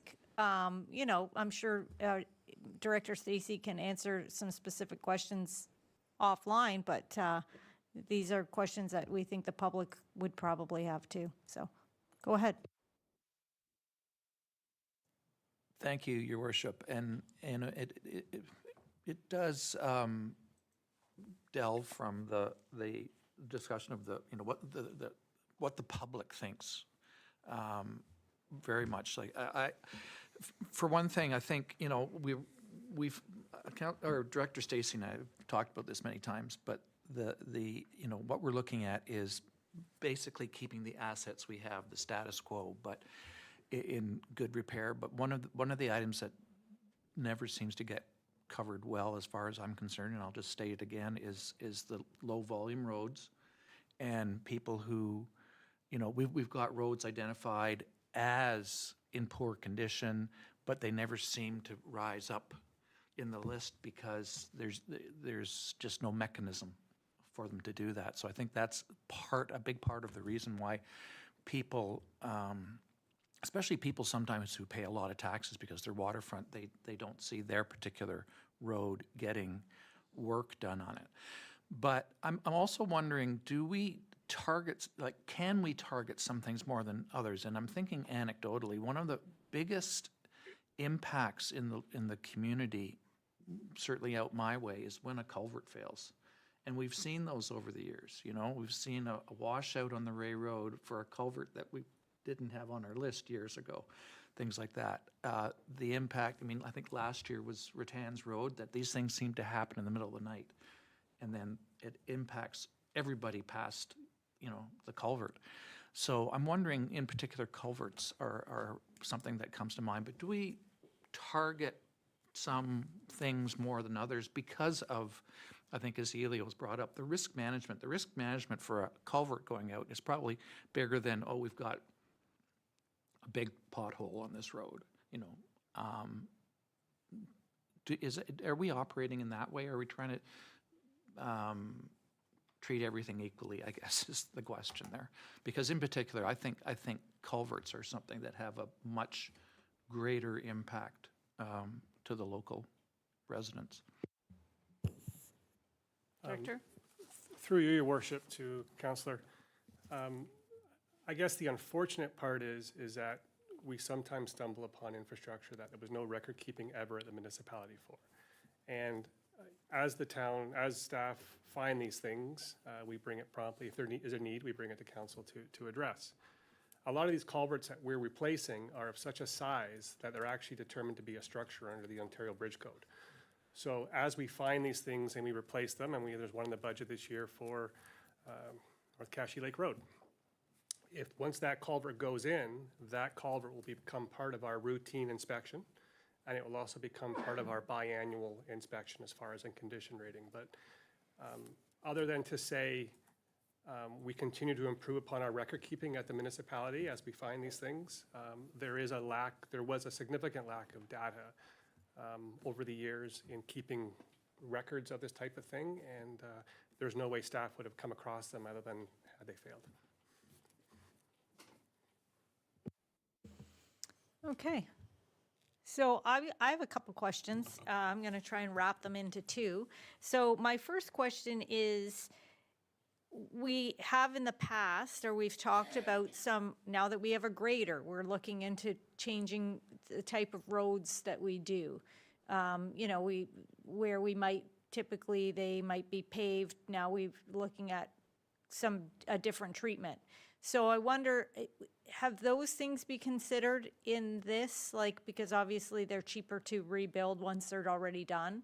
Is that been considered in this? And where are we, how do we account for growth within this as well? So all of a sudden, I realize then we'd be taking on some assets in a development, but is that considered in this as well? So that's my two questions. Through you, Your Worship, I guess I'll go to the second question. Growth is factored in as part into the asset management, but only from a financing standpoint. It's not factored in based from you're going to get a new bag of assets as you start to grow. Those will have to be included into the plan as we see them and observe them. But there is a tax-based assumption. There is a growth assumption based on all the analytics that's been done in Muskoka. To go to your first question, could you repeat the first question again? So, I mean, I know that we've been sort of talking about, Gravel roads. changing the way that we, like, some road treatment. So I wonder if gravel road graded is cheaper to do than a, There's still a asphalt cost to road. turn it back to gravel, though. So, and that's part of the analysis we're going through right now with our road needs study.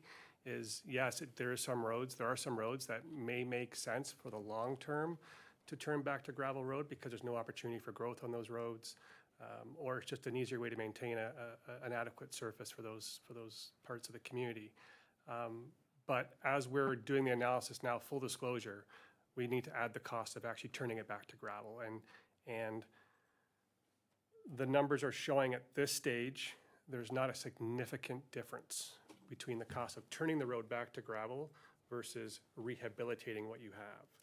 So that's what our engineering department is doing right now, which hasn't been factored into this plan. Now, should we find some good data or some good road building strategies, that may change how we do things, that may extend life cycles, that may again change the number, and we're continually evolving.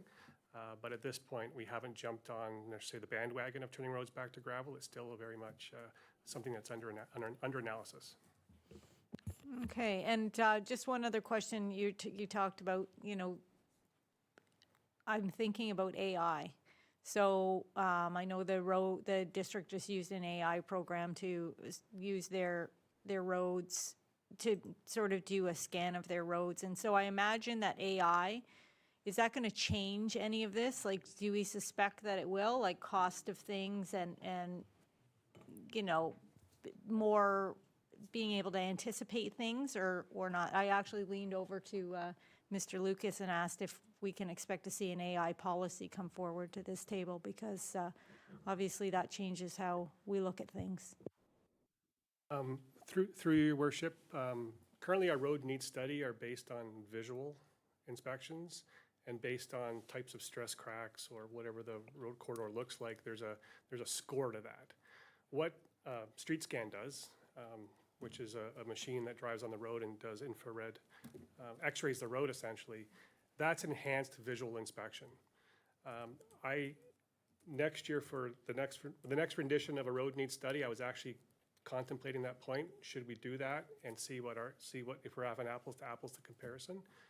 But that's just another means of assessing the condition of your roads that we didn't have available to us previously. So we're very much right now using the old way of doing it, which is visual.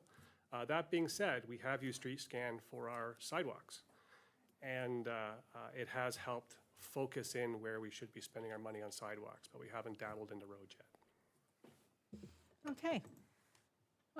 Counselor, are there any other questions? I think great conversation. I think we could all talk about asset management all day. I'm sure you've had enough of it at this stage of the game tonight. But we appreciate all the information you've brought for us and made it digestible. So I would suggest to council, if you have any other specific questions, I know that Andrew would be happy to answer them. And yeah, certainly a interesting subject. Okay. So we did read a motion at the beginning. So have a good evening, Elio. Nice to see you. Thank you. Yep. You And too. we did read the motion already, and we're not committing to 4.1%, so it's just in principle. So if everybody's had no more questions, we'll call for the vote.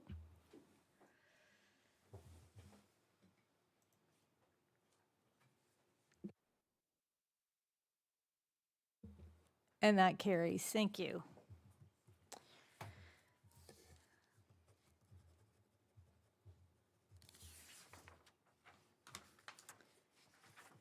Okay, so moving right along.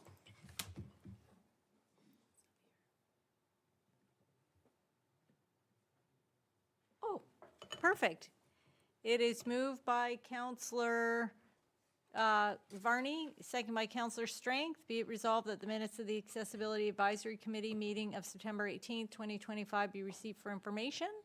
And so I did ask to move that because, or to discuss that, because I just wanted to publicly thank Mr. Rick Hansen for sending a message to our Accessibility Committee at the September 18th meeting. I had the opportunity to meet him, and I asked him if he could join our Accessibility Committee for one of his presentations, because as we all know, he is a wealth of information on accessibility, and he couldn't join us here, but he was able to post a video. And then and what was the reminder actually for me to say this, I'm sure he's watching. So I just wanted to say this to him because I saw in some of the pre-accessibility information that went out, they're resourcing his foundation information, and I thought that was really exciting to see. And we have such an engaged accessibility committee, and a chair who runs a meeting like nobody's business. I think I could take some lessons from her. And so I just wanted to say that I thought that was great. So I was pleased to see that, and thanks for staff for sort of coordinating that. I don't think that he knew that I was going to chase that. I mean, I chased him down, so I didn't know that I'm not sure that he realized I would be like a dog with a bone before, he would get away with just a handshake. So it was really nice of him to take the time to address our Accessibility Committee. So thanks, Rick. And when you're in Gravenhurst sometime, we hope that you can come and see us in person. So put that invitation out there. So with that, I think we can vote on the consent, the minutes.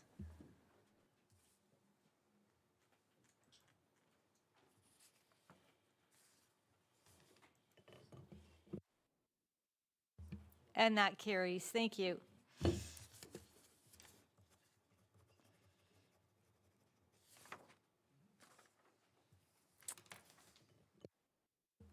Okay, so we are moving right along to updates on council. From council, we'll go to Councillor Johnston for his watershed update.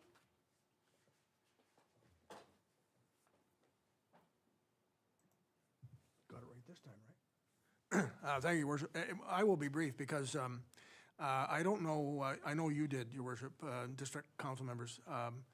CAO Stevenson sent out a letter, to 102 people that integrated watershed management is going to be taken over by the district. Suffice to say that rather than get into a lot of detail about that, that there will be a meeting convened of all the area municipalities and senior staff, probably in January sometime, to talk about how that's done. I think it's a good move. It'll be part of the watershed problem. They have access to more resources. I was on the IWM project committee, and that was one of the things that frustrated, I know, Kevin Trimble, was that we just didn't have the resources. So I think it's a good move.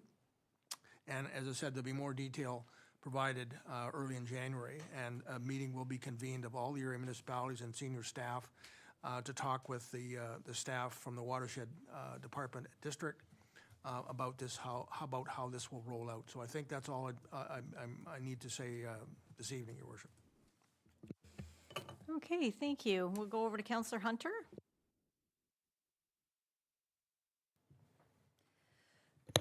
Thank you, Mayor Lawrence. As we can see, we have new artwork on the wall, so hopefully our cameras can zoom over there.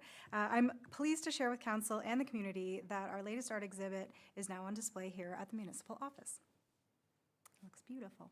On behalf of the Public Art Advisory Committee, I want to thank the Muskoka Discovery Center for sourcing the work that we are showing. Our latest display features work by Carolyn M. Boyd.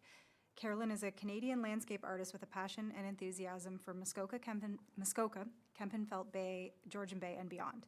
As you'll see, her colorful paintings feature stunning outdoor settings. Carolyn's work can be seen in our lobby during regular business hours, Monday to Friday, 8 a.m. to 4 p.m., and here in the council chambers when meetings are in session. Carolyn studied fine art at Georgian College and North Light Art School. She has a certificate in fundamentals of art. She also teaches private art classes and group workshops.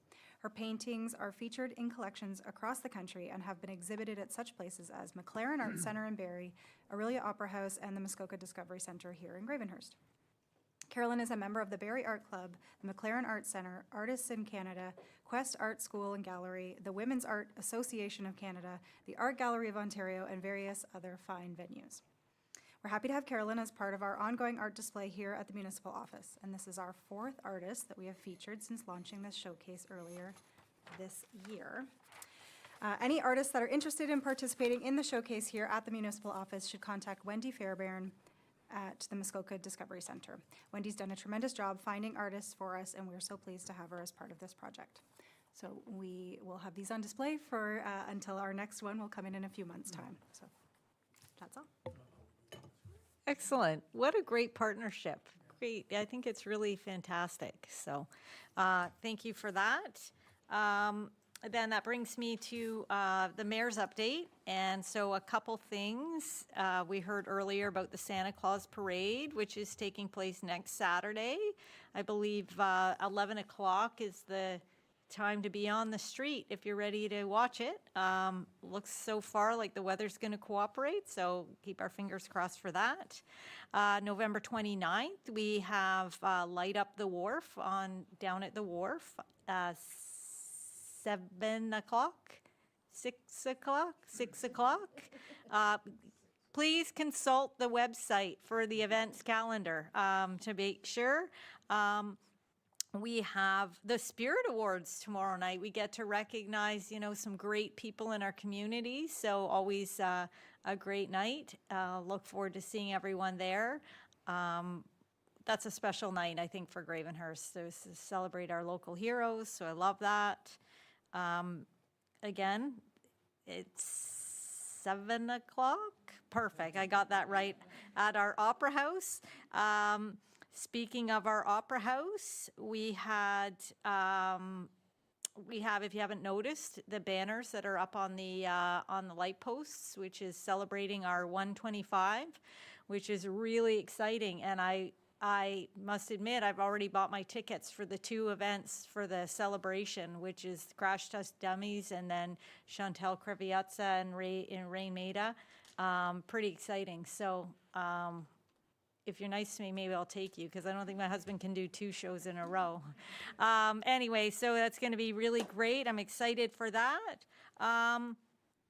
And lastly, there was a couple of us who were able to head over to the health fair, which was really well received over at our very own Terry Fox Hall today, or Terry Fox Room. It was, it seemed well attended, and what I heard, the feedback I heard, that it was great for all of the partners and maybe not partners, but agencies to meet together. So if they didn't need a lot of public-facing people, they made some connections within themselves, which is, I think, great. And then, of course, the Health Hub, as we know, Rotary has knocked it out of the park. On behalf of Cottage Country Family Health Team to assist them with their fundraising, and they're rocking. So support if you can, and that brings me to my last comment. If you can, Christmas could be tough for others this year. If you can donate where you can, every little bit helps. Whether whatever wherever you choose to spend some of your giving list. Everybody has their limits, but every little bit helps. I mean, there's the Shoebox Project, there's the Salvation Army, our Gravenhurst Fire Department is collecting toys. Again, every little bit. I know times are tough, I recognize that, but, if you can give a little bit here and there, I think goodwill goes a long way at this time of year. So with that, I will... I feel like I'm forgetting something, but, the budget. The fun stuff, yeah. The budget, next week. We are going to table the budget on November 26th at 1 o'clock. Be there or be square, I guess. But I think it'll be, I think, again, we just heard about our asset management plan. It's... I think we're heading in the right direction. So we'll see you all there. And that's that. So with that, I will call for adjournment for Committee of the Whole. So I need a mover. Councillor Hunter, Councillor Cairns, please vote on the adjournment.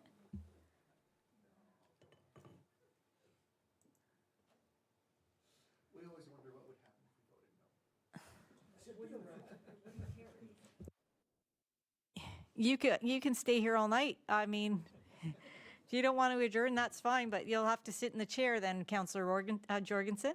Okay. Is there any disclosures of pecuniary interest in the council agenda tonight? Okay, seeing none. It's moved by Councillor Morphy, second by Councillor Robinson. Be it resolved that the council minutes from October 21st, 2025 be approved as circulated. Please vote.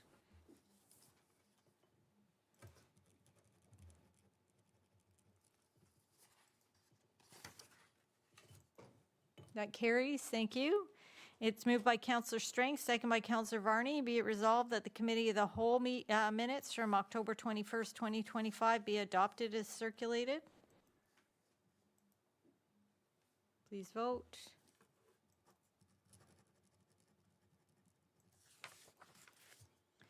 And it's moved by Councillor Cairns, second by Councillor Hunter. Be it resolved that the bylaw number 2025-79 to confirm the council meeting held on November 18th, 2025 be passed.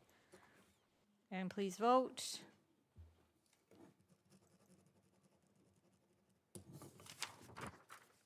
And great, I think that's a wrap. So I need a motion to adjourn. Councillor Varney, Councillor Johnston. Okay, please vote.